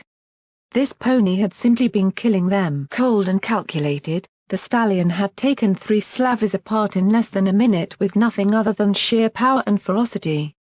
Brute force at its most simple level. No. That wasn't right. Even as I watched him now, his eyes flickered to and fro. He was thinking, watching for other elements. Suddenly, why he had been paying such close attention to the arena earlier made sense to me. He wasn't about mindless brute force at all. That violence had been driven by a cold and pragmatic mindset that simply went for the kill, using unreal strength and viciousness to reach it however was most practical. Part of me wondered how he would have fared against that zebra, agility and precision against deliberate fury and power. Until I remembered I would have been dead before I knew the outcome. I wasn't sure which scared me more, although looking at those mismatched and bloodshot eyes turning to glare at me. I reached a decision pretty quickly. Don't kill me too. I shrieked at him, backing away toward the gate, eventually pressing my back against it to stay away from the huge earth pony. I'll stay quiet. Please. I barely even noticed as I had pressed my back against the gate that the green goo was burning the back of my neck. Fear of number 6 overrode any such feeling. He simply trod over to me, staring down. By the goddesses! His face was streaked with the blood of the slavers he had killed, the lines dripping off his muzzle oddly following the contours of his dyed coat markings. His face lowered to look me in the eyes. I found I couldn't even blink as I met his glare. That one bloodshot eye seemed to twitch a little on habit before he drew himself back a little, grabbed my jerkin in his mouth and swung me to my hooves. "Come on, pipsqueak," he intoned, heading for the door. "Tag along and you'll maybe get out of this alive too." Surprise rang in my mind. I guess I didn't really have a choice. The underside of the pit was in absolute chaos. Even just outside the door to the black gate I witnessed slavers lashing and threatening their slaves with whips, guns and battle saddles. They were not going down quietly. For even as I crept out of the door in number 6's shadow I saw one slaver pulled down by 4 weakened laborers after being beaten over the head with a magically held sledgehammer. Gunshots rang out every few seconds. I really needed earplugs. Sending scattered screams and waves of fleeing slaves down the hallways. Number 6 didn't appear fazed, he glanced around before picking a direction and galloping off. I struggled to keep up with his long and determined stride. Diving to one side or the other. My gallop was nervous and unbalanced. What was I doing? The slaver told me to stay put. The little slave in my head screamed at me to cease and stop, that my masters would not appreciate this. Weapons were strewn on the ground where they had fallen from now unlocked guard storage. Slaves unable to grab one in time were arming themselves with tools and the occasional bit of furniture. I saw them trying to break into what I knew was the armory where all the pit's more lethal weapons like firearms and magical auto-axes were kept to be put in the barrels. Screams sounded in the air as the smell of gunpowder reeked around me. I almost slipped in a few puddles that I was sure were not water as I tried to not think about the wetness on my hooves. Ahead, a slave and an overseer of the pit came tumbling out of a doorway that held behind it a small fire. Even as they savagely wrestled on the ground, I saw scraps of paper rolling out behind them from the blazing room with no evidence how the fire had even started, misfired magic maybe? I ran through the smoke, holding my breath before tripping over a corpse on the other side so suddenly that I still felt my legs trying to run even as the world rotated by 90 degrees. My lower jaw slapped on the ground with a painful rattle, jamming my teeth together. That loose tooth from this morning took its time now to remind me of its presence with an uncomfortable little shimmy in its socket. Wincing and bringing a hoof to my mouth, I glanced around quickly before immediately feeling the urge to just stop. I saw slavers regaining control here. Normality was being restored as more and more slaves waiting for the next rounds in the back were beaten, shackled or simply shot to quell their reactions. Before my eyes I saw many of them murdered when they had already surrendered. Perhaps I should just lie down. Let them shackle me, don't take any chances. Flying. Without wings. No. The feeling in my heart was still too strong, the bonds were heavy on my conditioned mind, but I had now been shown the light to dare to defy. I turned and galloped after number 6 once again, seeing that he had plowed ahead without waiting at all. Several slavers had tried to get in his way. Their mangled forms lay in his wake. As I dodged around them I tried to not think about the fact that some of them were still wailing in pain. He was up ahead, diving down a side corridor. For a second I wondered why, before I heard the clatter of griffin talons on the floor around the next bend. Silently thanking my ears for once in my life I dove into the double doors of the corridor after number 6. To my great surprise he was right beside them, slamming them shut the moment I was through. I fell against the wall, my sides aching and, well, everything else aching too. A radiation-sick and multiple times beaten little pony like me doesn't run too well. Behind us, the griffins ran past, their talons making an all too obvious pattering noise. Given a chance to breathe, I looked up, and up some more. At number 6. Why? Why are you helping me? My voice was weak, panting and hoarse. Why not? A deadpan reply. You're not one of them, you don't have the killer instinct in your eyes. I know a place where you'll be safe. Then you probably are in whatever pit they have you. Tag along if you want, kid. He narrowed his eyes, leaning down closer, but I won't slow down. If you fall behind, you're getting left. I have to. He stopped, his eyes glancing away down the hall, before returning to me. Somehow, I got the impression he was only covering for having said more than he wanted. All the same, I nodded. Perhaps what he had was a little rebel outpost in the train tunnels of Philadelphia. A way to get in and find other ponies to escape with, all of us together. Only to go with him meant defying my master. Escaping to wherever this stallion wanted me to go. Thoughts clashed in my head as I watched the stallion creep forward, warily glancing around him with that same pragmatic look as before. I was a slave. What was I doing with all these thoughts in my head of escape, freedom and dreams? Even my damned cutie mark was a set of manacles, I wasn't supposed to be away from this. But try as I might, that imagery of the little unicorn mare showing such defiance and escaping to the sky in front of me just would not go away. The freedom she had in the air like that. To be able to fly. Taking a deep breath, I turned, pulling my jerkin a little tighter around me before trotting after number 6. If I wanted out, do I really? Then I guess I would have to follow him, show that I am willing. Show myself that I can break these chains. Briefly, I wondered if a cutie mark could change. That would be nice, perhaps a sketchbook on my flank. Or a bird flying free. We began moving again, passing staff offices of the ice rink and pausing only to check doorways. In truth, the back area wasn't particularly big, However, ruined walls and collapsed ceilings made much of it more like a dilapidated labyrinth. Truth be told, I was not feeling particularly safe. Even if I managed to get rid of the terror that my companion struck in me every time I saw him. Well, at all, it was the fear of Whiplash, my master, appearing from nowhere to drag me back for punishment at this defiance. "This is the way." I blinked on reflex at his voice and didn't reply. Somehow I had an imaginative sight of number 6 turning and breaking me in two for making any noise to disrupt his own escape. Whatever drove him. It was intense. I wondered what his name was. Only now thinking to even bother checking his cutie mark. Whatever it meant. It wasn't cute.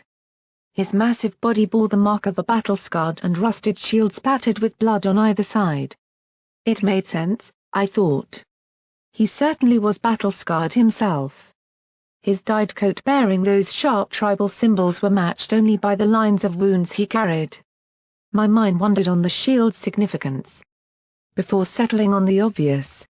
He was certainly as tough as one to survive all that. I saw some blood from light wounds in the chaotic hallway run down across the cutie mark itself, mixing with the blood permanently showing on the icon itself.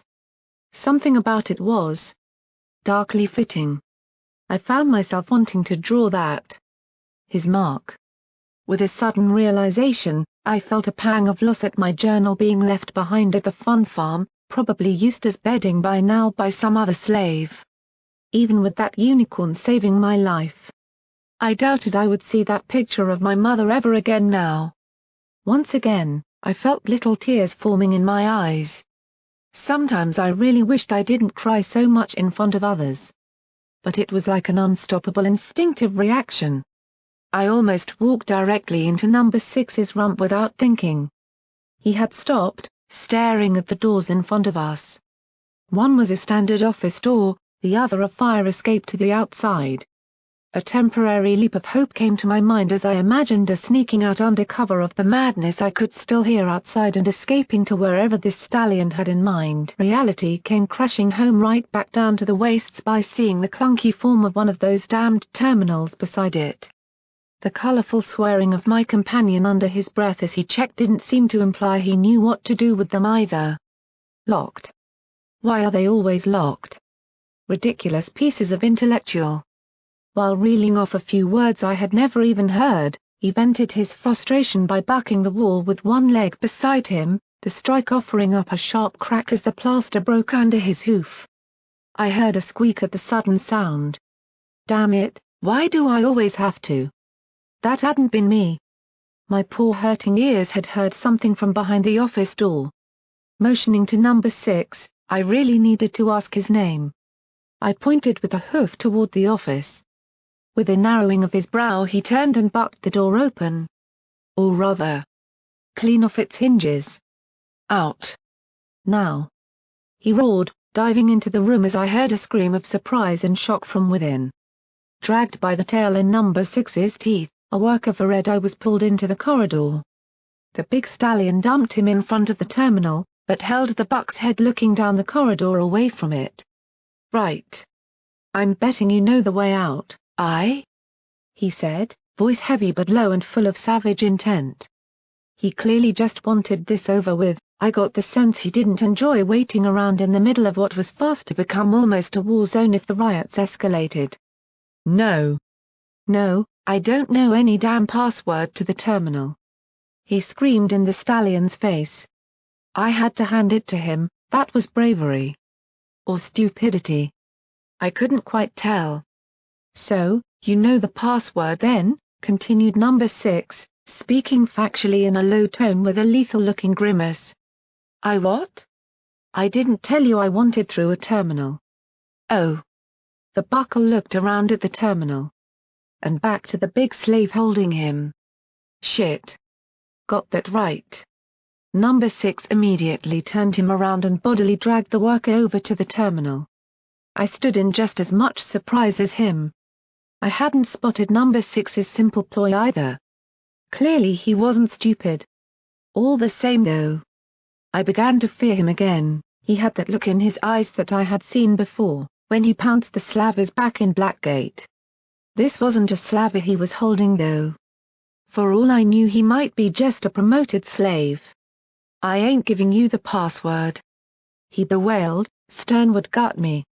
"I'll gut you if you don't do it now," countered Six, "or perhaps I'll just start scalping your head off the wall until you do. Trust me, I know how to keep you conscious." He lowered his eyes. "And even if you do pass out, I'm very patient." "Screw you. Stern would kill me." There was a loud clang as the buck's head impacted on the metallic wall near the terminal, leaving a painful-looking indent. "The password," roared Six into his ear. I winced, holding my own ears and backing off as far as I could. I didn't like how this was going. "Fuck you, slave." Clang. A second indent. Blood sprayed from his nose and he wailed in pain, before spitting some in Six's face. "Red Eye has things he could do to me you never could. I'm too scared of him to worry about you." Clang. A third indent. Deeper this time. Shit. He seemed to pass out until Six batted him across the face with a hoof. I didn't like this at all. This wasn't persuasion or defense. This was simple outright torture. Despite what he said to me, I did not feel reassured by this stallion one little bit. There was something just unrestricted about him. Like he chose to ignore all barriers of morality. If it hadn't been for his words earlier, I would probably just have ran. However, he was making progress. The worker's survival instinct had seemed to kick in, now begging for his life. I tried not to listen. To shut it out and perhaps just hum to myself. Anything to avoid being a part of this. Annoyingly, only one of that ridiculous Pink Ponies songs came to mind from the Fun Farm speakers. Right now. Giggling was the last thing I wanted to do. Crick. Yeeearudghhh. I had to duck into the office to be sick, feeling my shrunken stomach doing its best to evacuate the little it had. Daring. I heard the worker wail, "It's daring." "Now, wasn't that so simple?" uttered Six, his gravelly deep voice not even showing a hint of emotion before turning and unlocking both the terminal and then the door. It clicked as the bolt unlocked. With a satisfied snort he turned to the worker. I saw murder in his eyes. He didn't want any pony left alive to spill the beans. "No. No, I told you." The worker clambered, crying in pain as he tried to drag himself on one snapped leg. Oh goddesses! It wasn't snapped at a joint. As number 6 snarled and dove for him. I managed to close my eyes in time as I saw his hooves reach for the worker's neck. But even holding my ears didn't cut out the begs for mercy being cut short by an agonized squeal. Inside had been chaos. Outside was war. Slaves poured from the ice rink's stadium doors still in huge and snaking surges of desperation. I saw slaves being crushed under the writhing mass of dirty ponies heading in all directions. When two different currents of crowds collided, they fell screaming before being trampled to death. My own bruises from earlier seemed to throb in sympathy. No helpful mares were around to pull those poor souls out. Throughout it all, slavers galloped to and fro, pointing guns and screaming to round workers up. Many slaves made a break for it before being shot down, their cries standing out above the overall ambience of panic and disorder. Even here, a few feet from the side entrance, I was almost bowled over by terrified ponies trying to escape the lashes or to attempt to head for their own enclosures. How could any pony move through this? It was simply madness. But above the crowds, in the Fun Farm still, even more was happening. The Fun Farm roller coaster had somehow become active, the carts hurling around the tracks at breakneck speed. I witnessed guards opening fire on it. Who would end up in that thing? And why were they firing at it with a "Get down"? I felt the stallion grab me roughly by the jerkin in his teeth and hurl me behind the garbage bins kept at the back of the ice rink stadium before diving in himself. The rocket intended to detonate on the roller coaster had missed, before arcing on an unclear trajectory to slam into the ground nearby amidst a crowd. The concussive wave blasted my eardrums into a ringing deafness even as I felt earth and wet mud splattering down around me while holding my head to the ground. Shaking so badly I felt I might just fall over. I stood up and opened my eyes, before closing them all right away. That hadn't been wet mud. I felt the stallion move, he was heading away already. Forcing my eyes open I began to limp after him, my sprained joint aching on every step. With a start I noticed my jerkin had been half pulled from my body by the stallion's rough throw. I staggered as I reset it around me properly before following as best I could. I couldn't avoid looking to the side, seeing the horrific aftermath of the missile strike on the crowd, a small crater surrounded by mutilated bodies and shrapnel-torn slaves. No doubt they would simply be left to die. No pony else helped them, they all just continued to run in panic, fearing another missile any second. Guilty feelings reminded me that I was hardly stopping either. Terror clenched my gut like a vice as I struggled to see the stallion up ahead. He stood a head above any pony else in the area, but with my size, fighting through a crowd was next to impossible. I had to keep moving. Any second another missile might land or a slaver might open fire indiscriminately on the crowd. I had seen a couple doing just that earlier. Above, a wing of griffins soared over toward the roller coaster as I heard an immense crash from the building that housed Red Eye's operations in Philadelphia, the Fun Farm Barn. Had the coaster's cars crashed into it? Smoke billowed from one side as I saw Red Eye's forces moving to congregate on it. My attentions were brought back to the ground as a group of ponies rushed across the crowd's line. I saw 3 of them fall, taking out a dozen more with flailing hooves as they all collapsed to the ground amidst the panic. There wasn't any order now, ponies all ran in differing directions, even some back to the stadium. I dived, ducked and weaved my way as best I could through the insane obstacle course of flailing hooves and bodies. All it would take is one stray hoof and I'd be helpless on the floor. Slaves.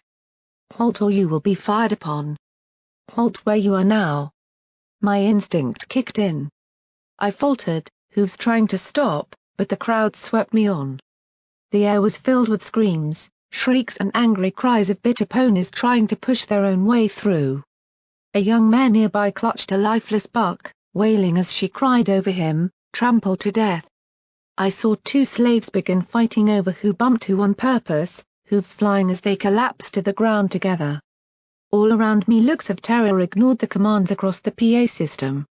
I wondered if that had even heard it, perhaps only I could. Guards. Open fire! Battle saddles unleashed a torrent of firepower from the walkways above.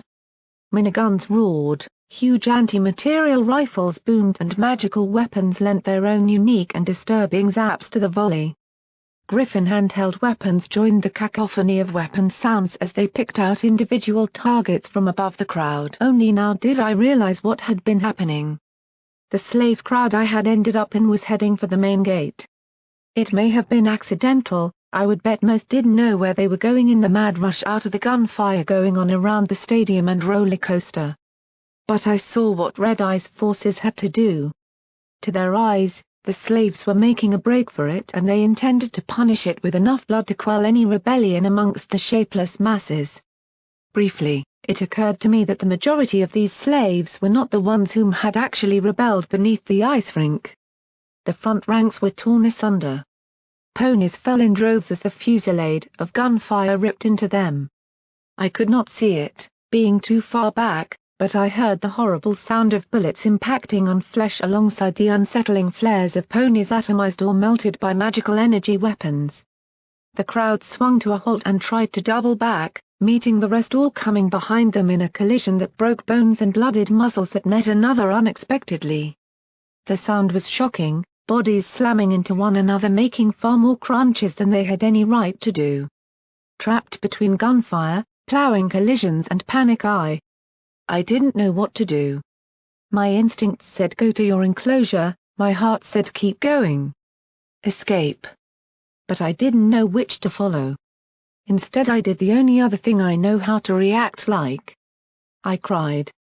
Fear, surging emotion and adrenaline were surging through me. I had never felt like this before. Emotion was not something I often knew outside of my crying, so now with so much of it at once. I fell in the crowd and was thrown to and fro by it, unable to choose or know what to do. I felt my eyes water on sheer reaction at my inability to comprehend what I was actually doing, even as I felt myself knocked to the side by a large mare trying to fight her way back through the masses of ponies. Squirt. My eyes blinked open, wiping my tears before shrieking and diving to the side to avoid a pony crashing to the floor near me, stone dead from a bullet to the forehead. Ahead, off to the side of the crowd, was number 6, the stallion. He wasn't waiting, but he had shouted to me as he ran off down a side street deeper into Philadelphia. Many other ponies were all trying to escape that way off the main road. I could see gunshots trying to stop them, clearly Red Eye wanted to herd us together. There were two choices. One followed the stallion into whatever place he was heading for. But to get to him, I would have to charge through an area pockmarked with bullets and sizzling with magical energy. A few ponies were making it through without harm toward that side street fine. But not all. The other was to stay here. Already I could feel the crowd quietening and beginning to falter under the brutal tactics of the Slavers to restore order. I would perhaps be safe enough until led back to my enclosure. To dare. Or to falter. I looked out over the gunshots raking the area. I took a breath. Master Red Eye's voice boomed from the speakers. Great workers of Philadelphia. Cease this pointless violence. I faltered. You have made such great strides with each passing day. Did I not reward such effort with the promise of a day of rest by the break of dawn today? Yes. And hear me, know that I am not given to breaking my promises to your generous efforts. This day shall remain yours. But this trivial panic will serve none. Not you. Not me. Not the unity that we all dream of attaining. But most of all, not the children that we strive to take to a better place with the great effort that we, together, have made. I ask of you all. Would the future ascension of a safe and secure Equestria be the result of panic and disorder? Was chaos itself not the hell that we, long ago, escaped from? Remember your potential, fellow Equestrians, remember your sacrifices and remember the generosity that we all must show. I couldn't move. His voice. My master. The one who paid for me. And it is thus that I must ask you to return, to go peacefully to your places of rest for now. My attendants will inform Everipany of when we may return to the day of rest and joy that has been promised. We have all given so much, together. I swear to you, it will not be long. Now go, return with order befitting a better Equestria and let no more blood be shed this day. The decision was made. My master had asked. Even as I felt my heart screaming at me to remember what the pit had shown me. I obeyed. His words were backed up by reinforcements of Slavers sending groups of slaves in directed funnels towards enclosures. I presumed that they would be sorted later on. For now, Master Red Eye only wanted them safe and docile. Well. Far be it from me to disagree. My mind screamed at me that this was wrong. I ignored it. I had to return to my enclosure. My shift would be starting soon. I saw number 6 disappear down the street. He survived. Well, good for him. I stood still as Slavers ran down the lines, directing us one way and another. I don't know how long I stood there, looking at my hooves, tears still dripping from my ever-flowing eyes as I simply awaited my turn. You there? Get to the damned fun farm. Mare. No, not you. That one. Get back to your normal enclosure. Head down to the other side of Philly, follow the Griffins. You. The last was me. The Slaver loomed over me, who didn't. With a whip magically floating beside him. I couldn't help but keep my eyes trained on the serrated and blooded edge of the whip itself. With obedience, I lowered my head. You go back to the fun farm, slave. He shouted over the din around us, of a mass of slaves simply standing and feeling sorry for themselves. Corpses still littered the ground around us from the execution of them earlier. I began to see the reason. A simply practical solution to kill a few to stop them all instead of an ongoing riot killing so many more. Just like number 6 killed that worker to remove evidence. It was just being practical. It wasn't my place to question, I was only ever the cog in the machine. In my thoughts, I didn't realize how much of a rush the slaver was in until I saw the whip raise. I said, "Back to the fun farm, you little dirty coo."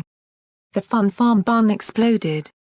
The building which I had seen the roller coaster crash into shook as its roof blew out with a gradual cracking and shattering of structure. Something colossal rose from it, sending shards of wood and brick flying in all directions around a glowing sphere of magical power. It rose slowly, gradually gaining height with swirling smoke cascading around the sphere, driven by the magical energies being unleashed. Unlike in the pit, this didn't give me a feeling of hope and inspiration. It terrified me to the core. I didn't wait to see what it exactly was. Clearly something happening due to the mayor's escape. Whatever she had done, her presence had woken some seriously big powers in Philadelphia that were struggling to keep hold of her.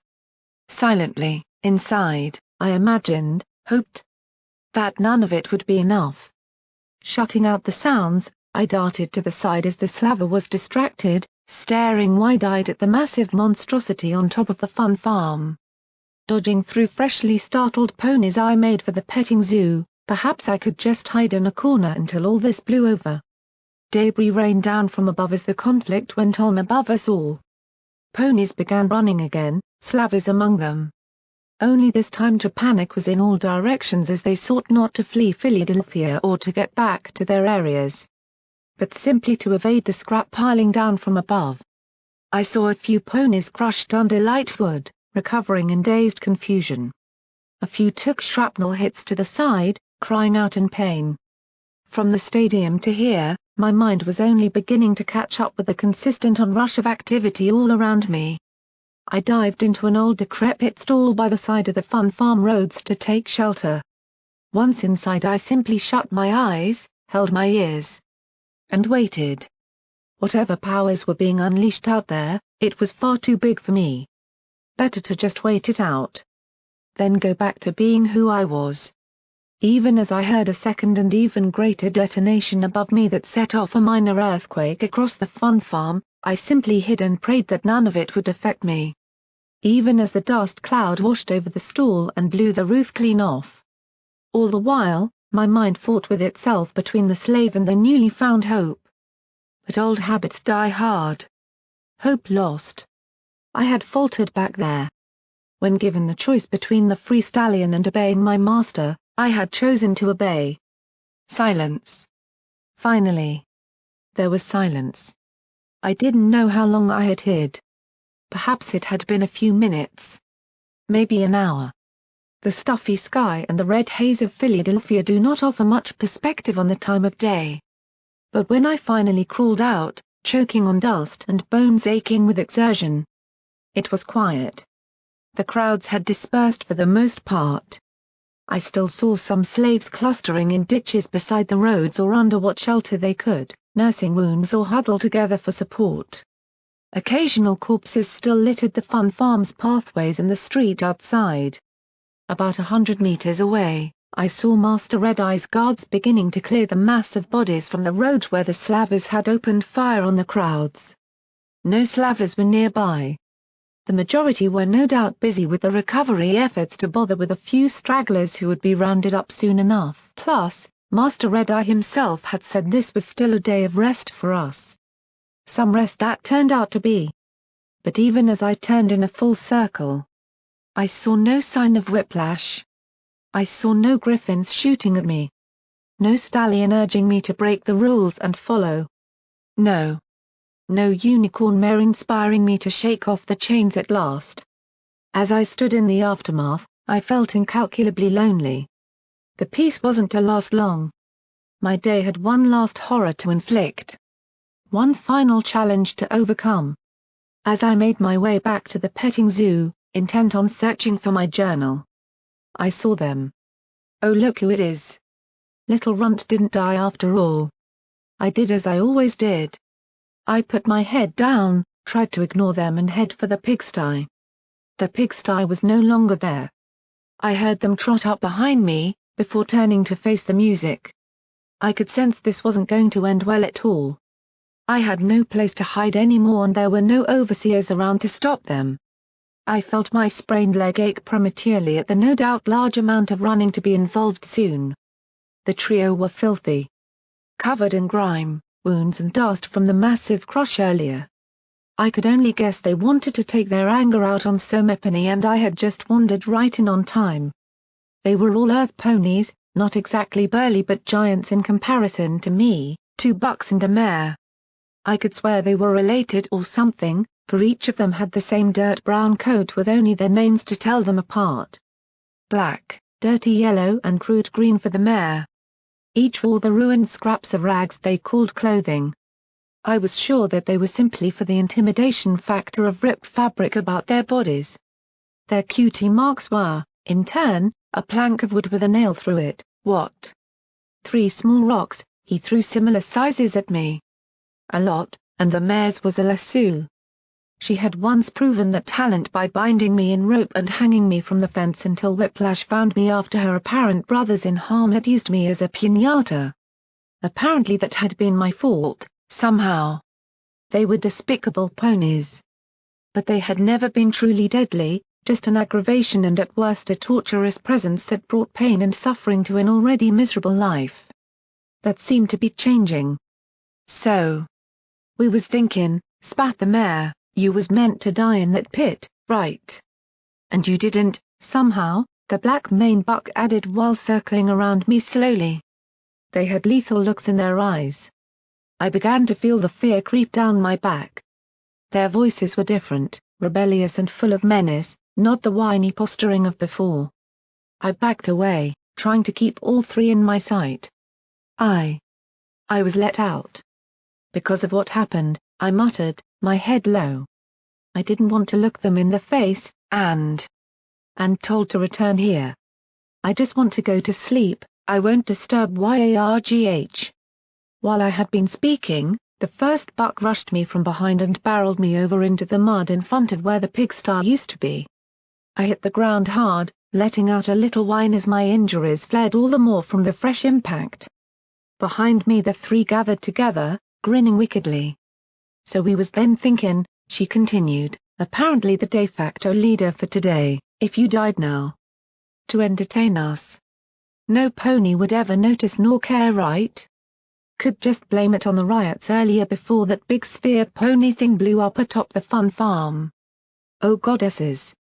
They weren't wanting to just beat me. They wanted blood. I swiveled on the ground, twisting to look at them as I felt that damn tooth had come loose again. Why couldn't I just be left in peace to slave away? The fear from before returned. Only now this wasn't the arena of my nightmares. This was reality. 3 ponies wanted to kill me and were going to do so. This just wasn't fair. I had chosen to avoid dying to stay with Master Red Eye and now they want to kill me. This just wasn't fair. I screamed, my thoughts exploding into reality. The surprise on their faces made them cease in their steps. Any other pony, that stallion maybe, might have seen an opportunity to attack. To hit them first. But I wasn't like that. I ran.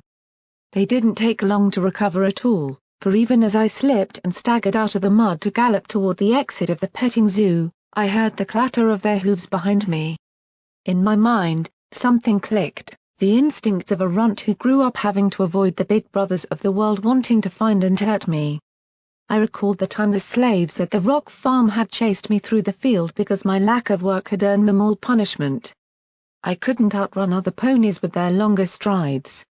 Instead I tried weaving, diving over bits of fence and ducking under stall doors to stay ahead of them as the chase broke out into the fun farm. Other slaves and the occasional busy slaver glanced at it. Seeing 3 larger ponies chasing after a little runt scampering about with tears in his eyes ahead of them. My size let me dive into areas they couldn't. I saw an area between a funhouse, where you can keep smiling forever, and a merchandise stand ahead of me. A thin alleyway. If I could get through, Perhaps I could escape. I could go find that stallion again, take up his offer and escape these ponies forever. Can't run forever, runt. Gonna break you. The buck's voice rang out shockingly close behind. Turning my head I saw him approach, running low and catching up horrifyingly fast. Whinnying in fear, I ran into the space of the alley. And got stuck. Even my malnourished body was just a little too thick. I got jammed in the first 6 inches, my head and front legs held in the air as the black half of my body scrambled fiercely on the ground to try and push myself through. I could sense them galloping closer, hear their screams of triumph and cried out as I felt myself not budge. Got you now, little runt. All jammed up for us. I panicked, my hooves could barely reach the ground. I felt myself pushed an inch forward. I had a few seconds at most. I couldn't even look back to see them. The gap was so thin. Claustrophobic feelings rang in my head as I shook and felt myself jam all the more tightly in place. Got you. No. I felt hooves grab my rump, strength more than my own beginning to pull me back out of the gap. Incoherent shouting came from me, I didn't even know what I was saying as I lashed out in fear at the unknown assailant from behind. With a sharp crack, I felt my back right hoof connect with something, the impact shoving me forward into the gap far enough to pop past the thinner areas into the alleyway. Twisting at last, I saw the black-haired buck lying on the ground nursing a bleeding muzzle before looking up at me with wild fury in his eyes. His companions had split off. Running around. I couldn't waste any time. Beyond the alleyway there was a small fence, the few seconds it took me to find a box, Celestia send my small height to the damned moon. Gave them an opportunity to catch up, only just missing me as I dived out of the fun farm into. Actually, I didn't even know where I was going. As it turned out, it wasn't a particularly easy fall on the other side. It wasn't a particularly short one either. I screamed as I fell the 10 feet to the sloped back areas of the fun farm, rolling and scraping down a rocky embankment into a muddy refuse pit filled with piles of old scrap from the rides of the park. Crashing into the ground at a high speed, I felt my entire ribcage buckle from the impact as I lay still, struggling to breathe and feeling the burns on my body from the mudslide down the ditch wall. Annoyingly, that pink pony's mantra to look before you make the top, skip and jump. From the auto-recorded Fun Farm Play Park speakers seemed like all too good advice right now. Oh, how I detested that happy-go-lucky voice reminding me of making mistakes. I staggered to my hooves, glancing around before falling again in the same spot. The ground here was without any grip, even to a pony with perfectly fit muscles and good balance. Of which I had neither. Perhaps if I had enough time. Gotcha. Ya little slippery bugger.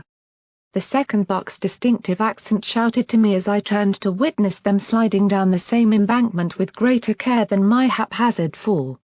Oh come on goddesses. Cut me a break.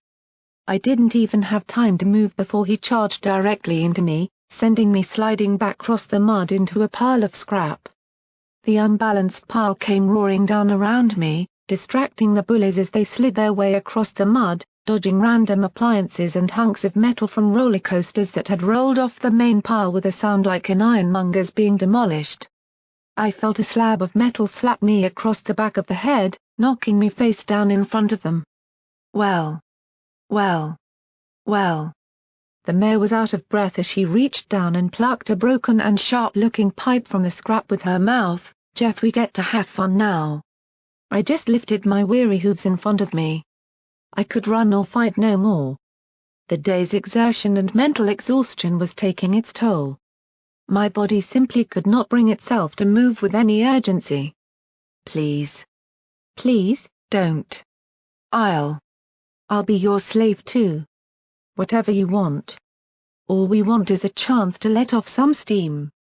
Do the things we got to do before we were brought in here, commented the black-haired buck, stamping his hoof with intent on using just them, and after that little buck you gave me. I've half a mind to return the favor tenfold. The things they did outside. These ponies weren't bullies. They were gangers stripped of their freedom to do as they wished, their claws had been neutered, so to speak.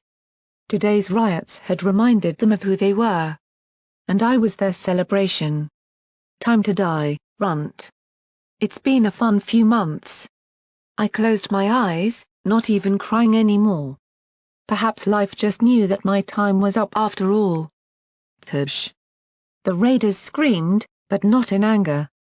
In fear. I dared to open my eyes before shutting them quickly again. The entire environment was green.